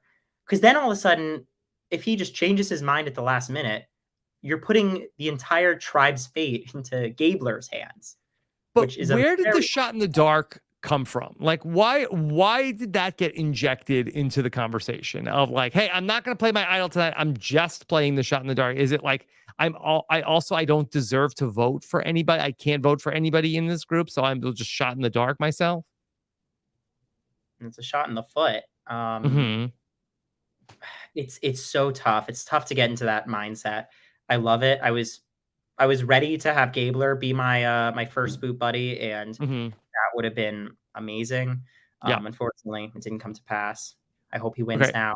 But with Shot in the Dark, I'm just trying to think. Is there any? It doesn't make any sense. I can't figure out the logic. This is something that I had been thinking of earlier today, because this is the second season in a row. Really, I mean the third season in a row that nobody found an idol on episode 1. Do you think that idols were hidden in the first 3 days of the game in these last 2 seasons? Because nobody found them. Now, in season 41, Jeff hides the Beware advantage in the first episode, which we assume was shot before the survivors started playing. Tiffany went looking for it, could not find it. In season 41 and 42, in episode 2 was when players ended up finding idols. Correct? Episode 2 was when I believe Mike found it. Yes. Then because then Daniel ended up, or Mike lost it, and then. Yeah, but do you think that because like the show is like, hey, we've got a lot of stuff going on, we don't need to bring idols into it? we got to explain this whole new wacky idol thing with the losing the vote. And I agree with you, actually. I think that they did not hide it until episode 2. Okay. So we'll see if that holds true for season 43 as well. Bringing back the 3-way idol? I don't think that Jeff has said that they are not bringing back the crazy phrases. I don't know if there will be some other variation of the 3-way idol. I would bet money that there is some new idol twist. I don't think it's going to be the 3-way idol because I think people are going to be looking out for that now. I think that there will be some kind of twist to the idols. I don't think that they're just going to let it be. What do you think that looks like? Oh, geez. Well, do we want to talk about like how they could fix the 3-way idol? Please. I think that one way that they could do that is if the idol twist, let's say it's the same idol twist, right? Except take away the 3-way part of it. This is just your idol. And you can play it at any time. It has full power. But as long as you're holding this thing, you do not have a vote. Okay. I think that right there takes the crazy concept, simplifies it, and adds a lot more choice into the game. So if you have the idol, you get no votes? You cannot vote. Yeah. So you're basically, the other great thing about this, which I hated about the 3-way idol, is you don't have to announce to the entire world that you have this idol.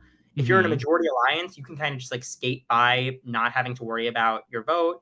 If you're in the minority, it's great because your vote didn't even matter and you're now going to be able to play the idol.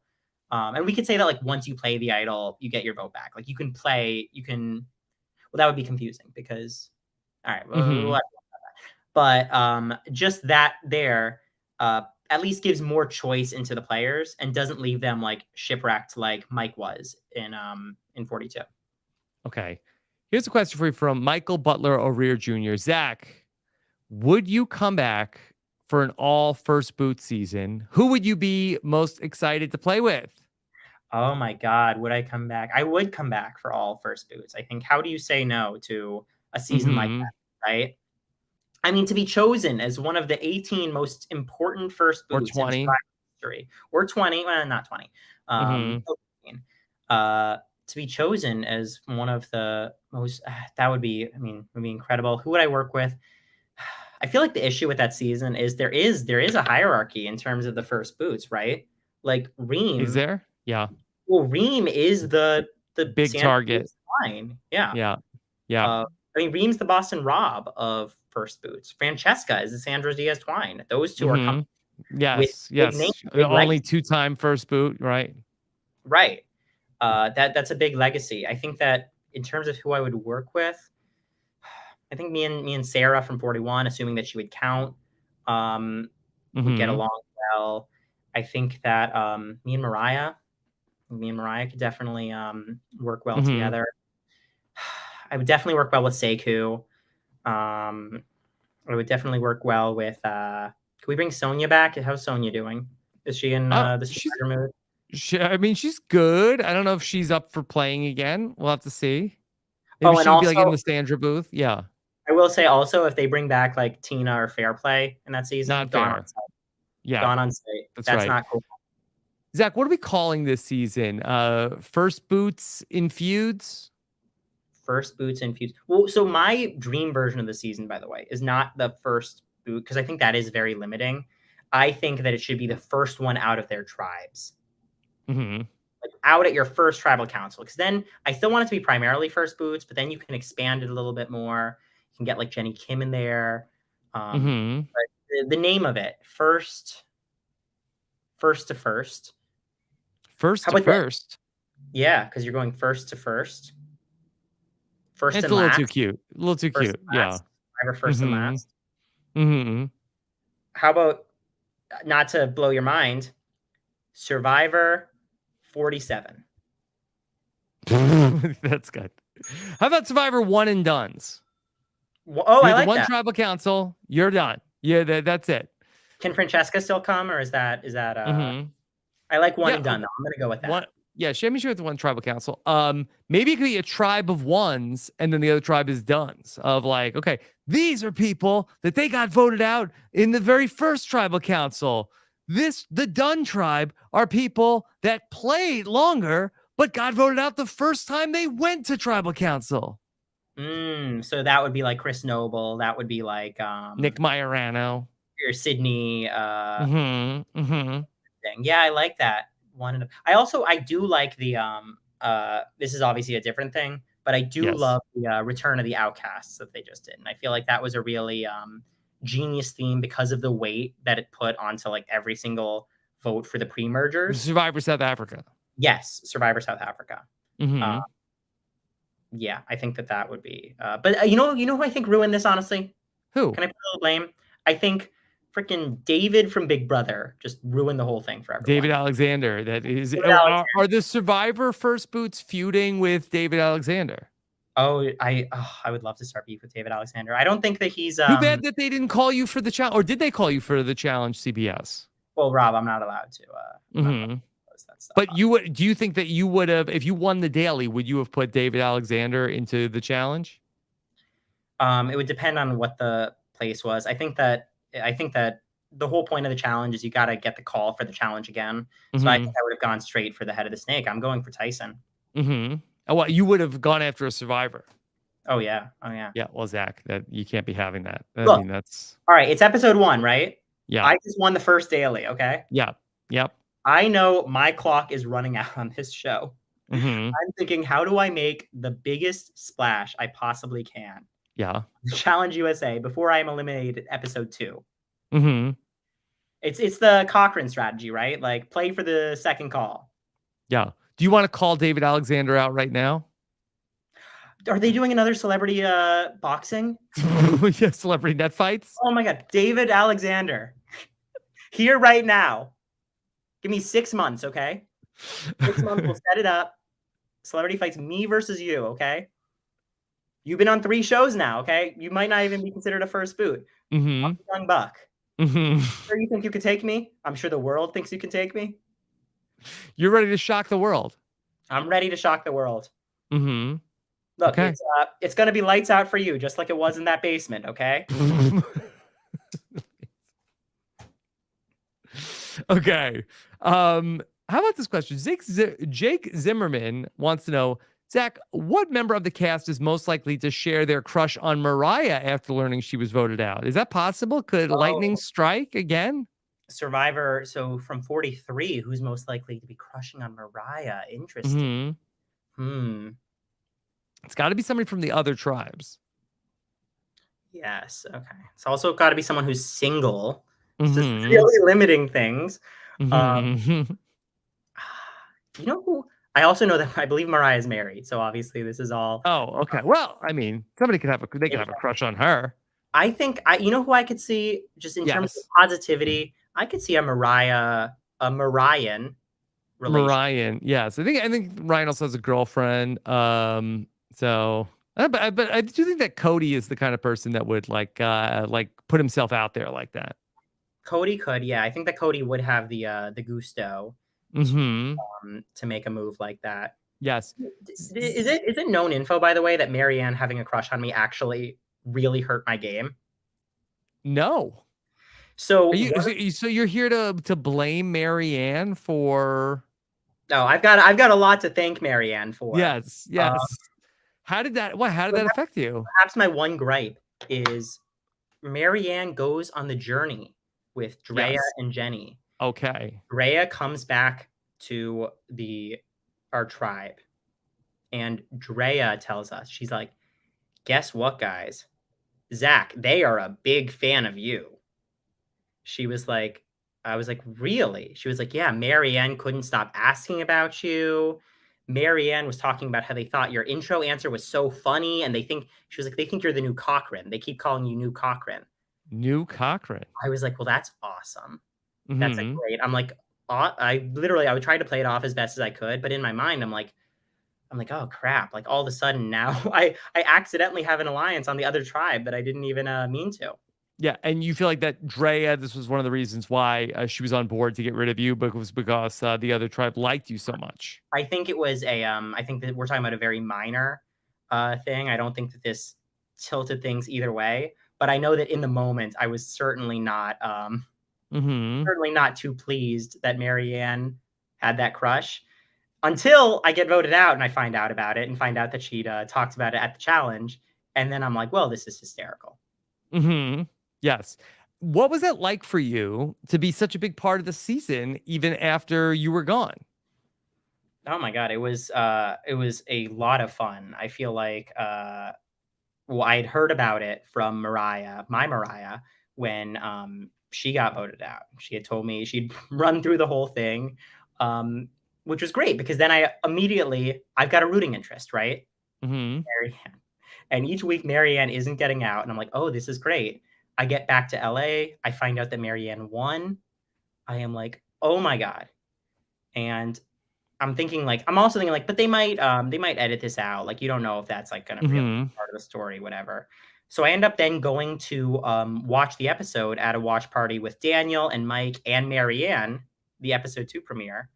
Um, and we're all sitting there Lucky you. we're at the immunity challenge. Mm-hmm. And this was also before she met Connor. Right. Mhm. So if we're talking Yes. about like, just ships passing the night, that was the moment I could have made my move. Mm-hmm. Yeah. But no, then when we watched it and like it became such a big part of that episode, Mm-hmm. it was a lot of fun.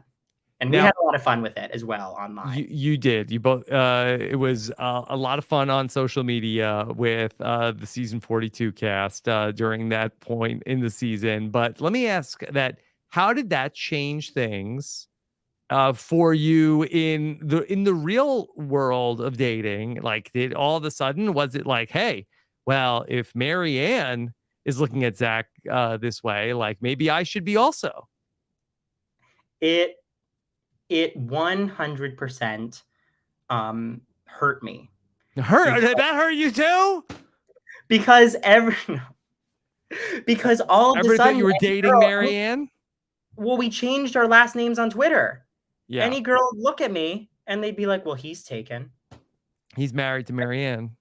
I couldn't confirm it. No, it definitely Mhm. was something that people would bring up, and as the season was going on, it was definitely, my rooting interest. I was rooting for a lot of people. I also obviously, I love Mike, I love Omar, I love plenty of people, Lindsay, but, but, Marianne was always the number one, and when I would, like, be recognized anywhere, it's always a question about Marianne, Mhm. Yeah. which Okay. I love. It could be worse. Yeah. It's a very good thing that someone I love so much won the season. If it was someone that I didn't like, I don't know, then it would have been really difficult for me to watch. Mhm. But because it was someone that I was so excited to actually get the $1,000,000, it also made me understand how you could be a bitter juror very fast.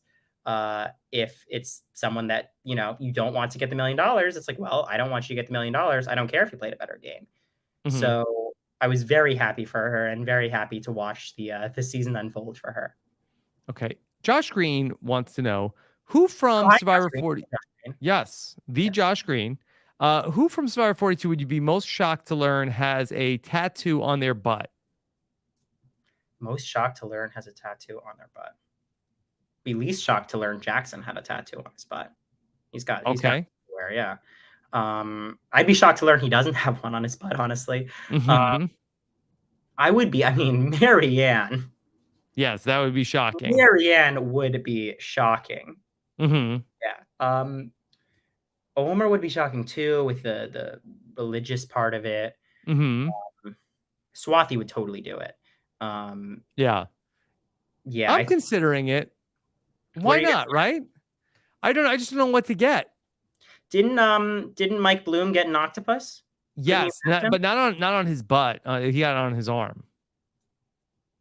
Oh, well, that's a little bit different. Yeah, I I feel like it's probably, and again, I'm not a tattoo expert. I feel like it's probably the spot that would hurt the least. I think it should be like a patron thing. I think that should be a tier, is determine Rob's tattoo. That should be your subscriber Mm, goal.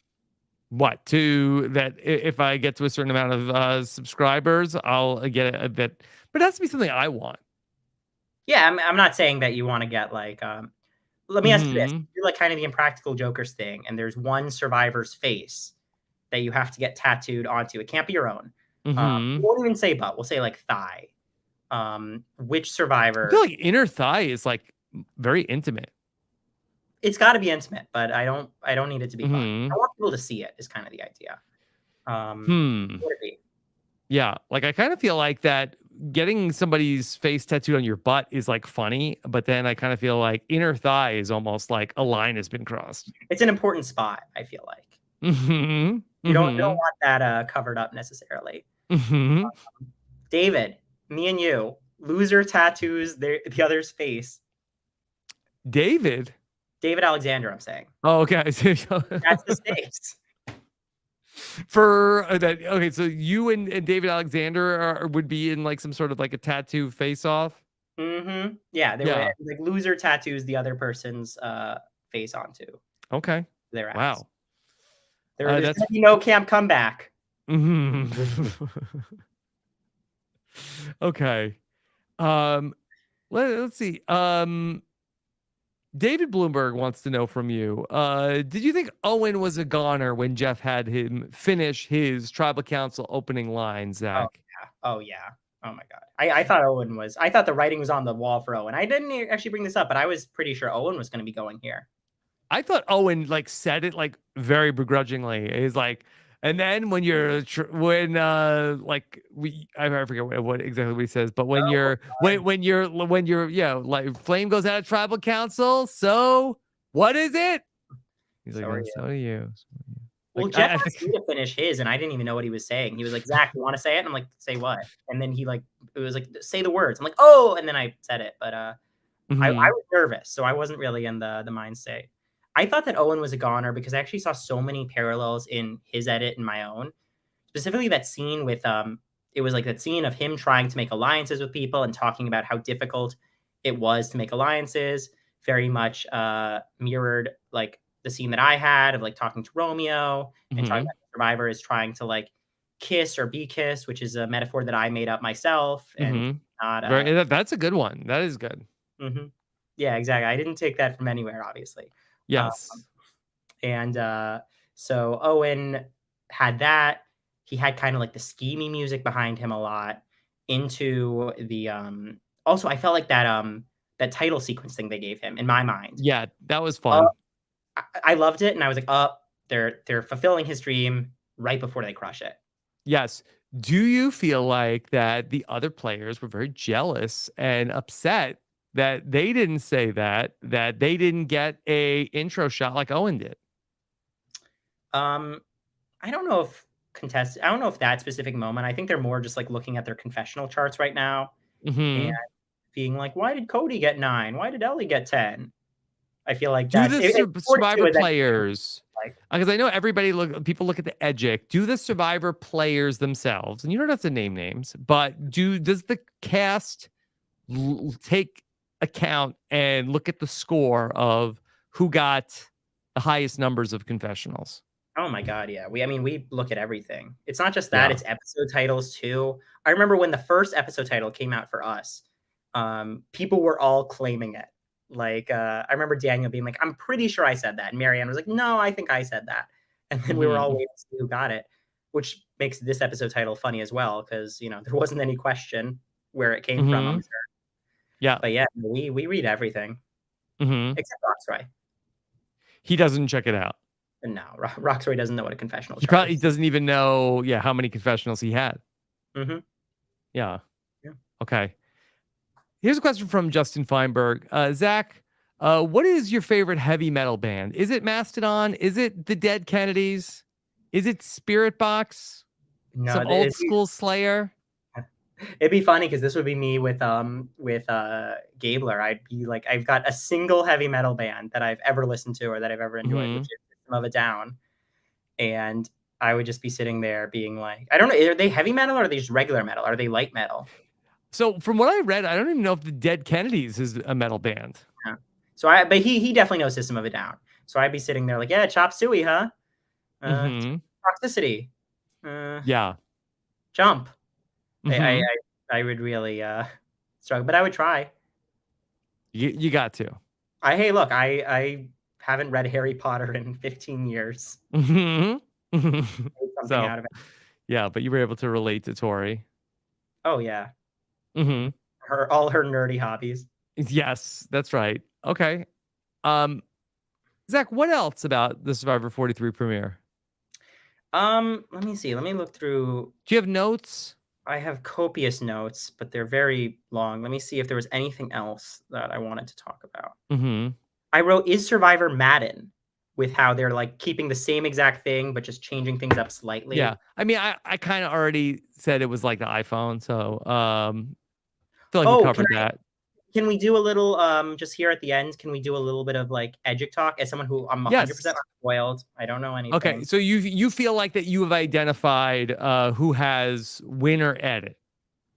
I think yes, I think WE. Okay. So let me then give a disclaimer here of Zach is going to talk about winner edit. And I know Stephen Fishback loves to talk about that. I think it is kind of difficult in the new era because it yes. is very like that I feel like that the most people did not see a Marianne win coming for quite some time. It probably wasn't until we got to Yeah, the like episode before the finale, and really people did not see an Erica win coming until about 2 hours into the finale.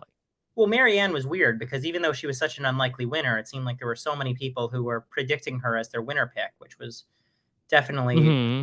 off because she was so unexpected. And like, unless there were some spoilers out for our season, I don't know why so many people would No, expect. I think that people like really got like how fun Marianne was in the preseason. She was in a lot of commercials also, and so I think that people, I think she might have been like a trendy winner pick. But then when you watch the season, I think that it did not look like that she was going to be in a position to win for most of the season up until the very end.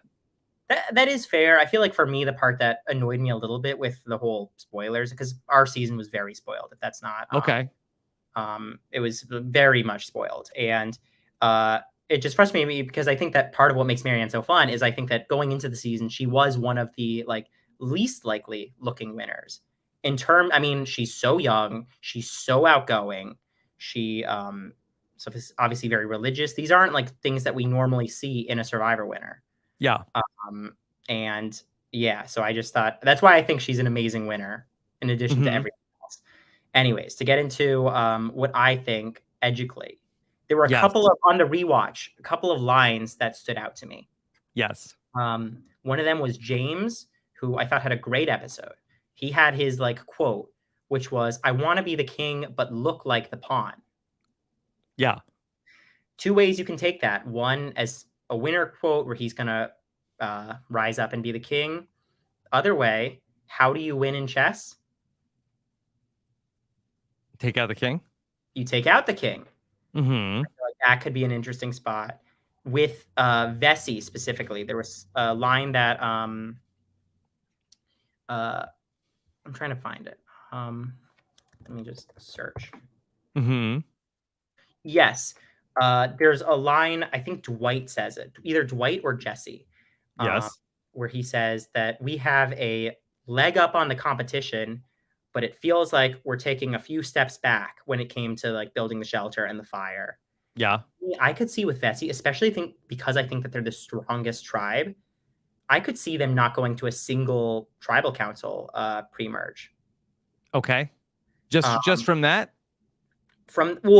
Specifically from the fact that it's like they're the strongest tribe, and the strongest tribe in 3 tribe seasons usually doesn't go to a single tribal council. I think it's only Mm-hmm. happened like what is it? Only happened like twice where there's been a season where all 3 tribes went to a tribal council. Mm-hmm. I'd have to look at my I notes believe for that one. I Yeah. believe it's only 42 and worlds apart. Mm-hmm. I believe, but don't quote me on that. So I think that what that line was saying to me about Vesey is that they're going to be a tribe that has trouble sticking together in a way that, like, when you watch 42, you see Ika's a mess and Vati's a mess, and Taku is like together. Taku is the core. Mm-hmm. I feel like that could be. I feel like Vesey is not looking like that to me. Mm-hmm. I also felt like Jesse had a very good episode as well. That a good episode. Yeah. Yeah, Jesse was someone that I was a very big fan of. I think his story is incredible, Mm-hmm. and I think that he just came off in control. I think Cassidy had a very strong episode as well. Mm-hmm. And Let me see. Is there anyone else that we like barely talked about? Sure, there must be a couple people. I switched over to your page on the Survivor Wiki. Oh, my page. Yes. The famous Well, Survivor Wiki. And I would say, I think one thing we talked about Gio and Ryan that much, but I thought Ryan had a great story. I love Ryan. Yeah, Ryan, I'm a really big fan of. Gio was short and sweet, but I thought was really, they did such a good job of introducing everyone, basically. Yeah, everybody got a lot of airtime. How long was the Survivor 42 premiere? 90 minutes? No, it was 2 hours. 2 hours. Okay, 2 hours with 2 tribal councils. Yeah. There's only one title. Yes. Okay. But we had everything with Jackson also in the 2-hour episode. Sorry. Yes. Before, there's one other thing is I know that this is out there. I know that this is whatever, but Janine is a huge rooting interest for me. Okay, I didn't know that. Why is that out there? No, I'm saying this is out, and I'm not. I just want to be clear. I'm not like breaking anything or whatever. But Janine was our alternate for 42. Oh, okay. Yeah, and so Janine was the 42 alternate, which meant she literally went through the entire quarantine with us. Yes. Sat through for 2 weeks just to not play Survivor. Mm-hmm. Like all of the struggle we went through, she went through it 10 times because she went through all that just in case someone couldn't play. And do they have a male alternate also? Normally they do, not for us. Mm-hmm. Okay. But the fact that Janine went through all that and now is like finally getting her shot, I mean, I just think it's incredible. Yeah. It's a tough spot to be in because you got to sit there for 2 weeks and root for somebody to get COVID.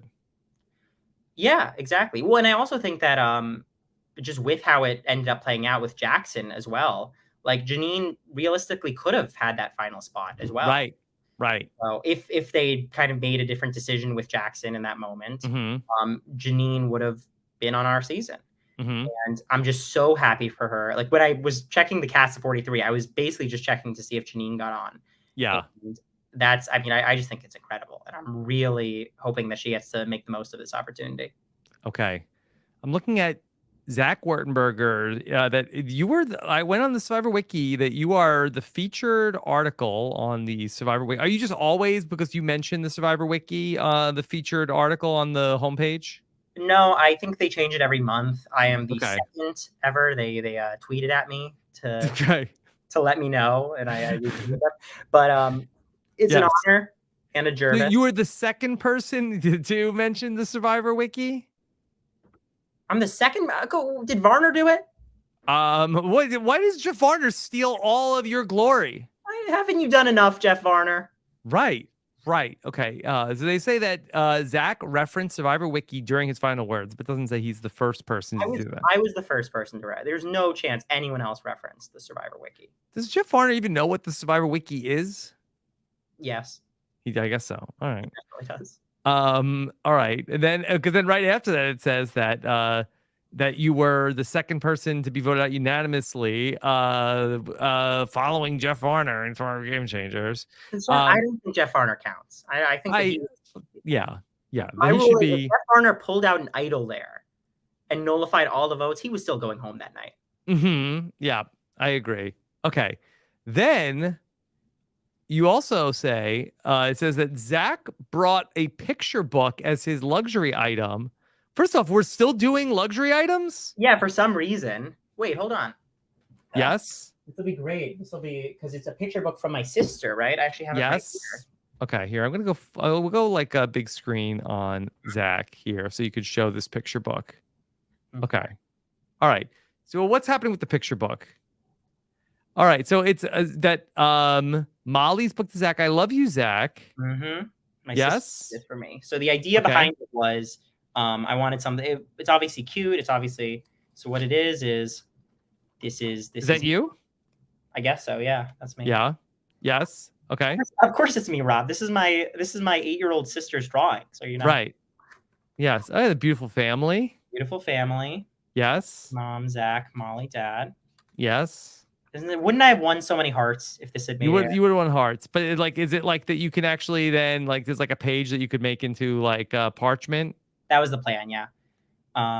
This was, so me and my sister actually will play our own games of Big Brother and Survivor. Yes. That's like a thing that we do with her stuffed animals. So this was actually the boot order Oh, wow. for me and my sister's game. Yeah. Yes. Look at that. Abby Okay. went first. I didn't even do that well in our own game. Yes. Okay. But you're third place. Not bad. No, third out. Oh, third out. Okay. Yeah. Yeah. Spoilers, Yeah. by the way. Spoilers that I Full spoilers. Yes. Okay. And then that's you on the couch me on the cat. Oh, wait, there's one more after this. with the dog. With the dog, because the dog hates me, so she was kind of making fun of that. See, the dog's growling at me. Yes. Okay. Why does the dog hate you? He's a dick. It's not. Tell Sammy. Yeah, He'll exactly. take care of it. Yeah. You know what's funny, by the way? I was actually Googling, like wherever Sammy's from. I was Googling like pet crematoriums, whatever, to try and see if I could find like his page. Under the assumption that pet cremators had like their own personal like about us page. Like they don't have a big like social media presence. No, they really don't. And then this is lastly just me and my little sister, in a field. Is that with a giant bee buzzing? Ron, my sister made this. Mm-hmm. Yes. That's not a dead relative coming to say hello, is it? This is was that wait, sorry, I'm lost in. Was that a Caitlyn joke or is that a Xander joke? Survivor 41. Oh, okay. Not a bird. Oh, it was a bird. Caitlyn's was a bird, yeah. Mm-hmm. Bring her back. Come on, Sam. And that was it. Okay. All right. Well, Zach, this was so fun. Yeah. I'm glad you were up for this. No, yeah. I still love the show. I still love Rob has a podcast. So thank you so much for having me. Good. Well, I'm glad that you were able to come on and talk with us about what you're seeing here for Survivor 43. Anything else that you want to make sure that we cover today? I'll for the sake of it, I'll look through. I'll look through the thing one more time. And I'll take this opportunity to say this is a historic day in Rob as a Podcast history. The first time that I am recapping all three of the big three shows in one day. Kicked it off this morning, talked about the Amazing Race 34 premiere. Then after that, I did a Survivor exit interview with Mariah. I did an Amazing Race exit interview with the first team out on the Amazing Race before talking with Zach here about Survivor. And tonight, we've got a Big Brother eviction to recap. The Final Four eviction is happening before we kick off the final 3 nights of Big Brother tonight, Friday, and the finale on Sunday. So it is a jam-packed week here on Rob's Podcast, and also plenty of Survivor coverage coming your way with all of our Survivor podcasts back coming in the Survivor podcast feed. So watch for all that this weekend. All right, Zach, what else did you uncover? No, the only relevant things that I had were that I could see a Baka Oolonging, unfortunately. I think that they are really going to have some tough times just with like differences in strength. I think that Jeff had bad lighting, unfortunately, at Tribal. Yeah, that was weird. Was he overlit? Was that a creative decision? It felt CGI. It felt like it did. It seemed like that. Jeff looked like very very pale or glowing even. Yeah. I thought it was impressive that I've never heard Mariah's spelling from 42 and now like everyone's spelling it that way on their votes. But yeah, that was. You don't think Mariah is a cursed Survivor name, do you?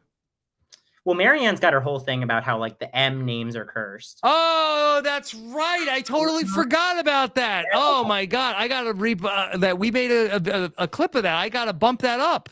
It's happened yet again. She was oh my God. The only way to survive it is to sacrifice another M name.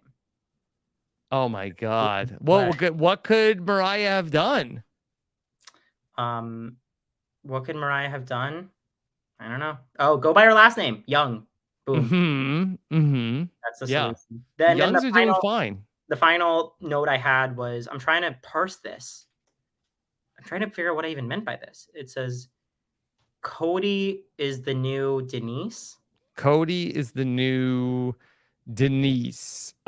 Which one? Lunch Lady Denise? Definitely. Oh wait, I know what it was. I remember why. It's because this is the second episode named after a tattoo.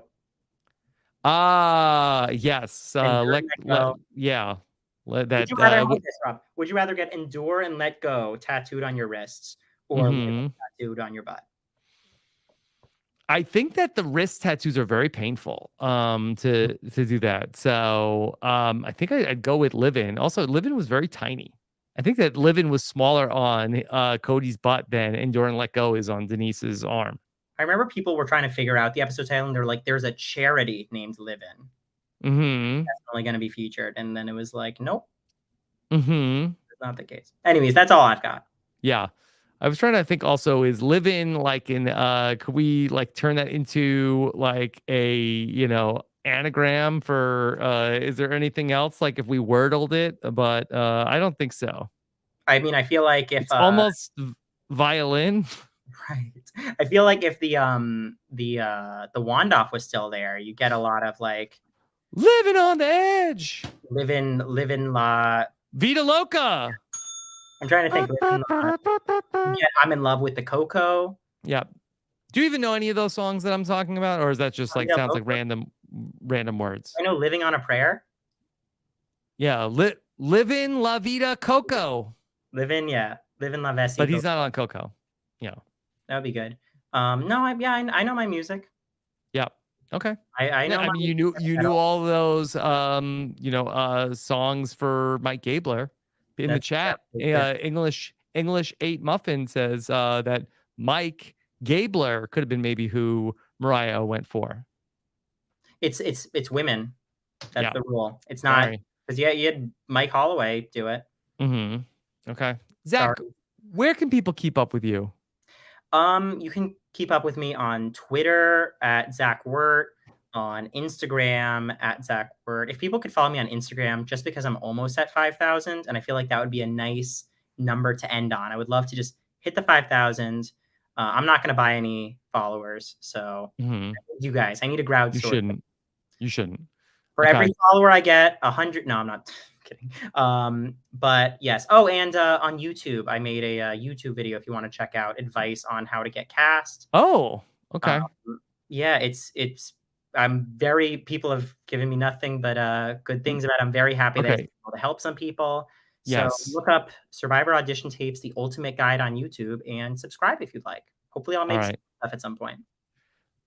Zach, thank you so much for joining us here today. This was so fun. Please come back and share more of your insights on future Survivor seasons. Oh yeah, no, I was so honored to be asked to do the recap, Rob. It really did mean a lot. In the future, I would love to get to do the feedback. I feel like that's really the fun and games. Okay. Yeah, the fun and games is what I really have always loved this podcast for. But I can't throw away the opportunity to do the recap at least once. Okay. All right. Well, Zach, thanks for coming on. Thanks everybody for listening. Take care, everybody. Have a good one. Bye.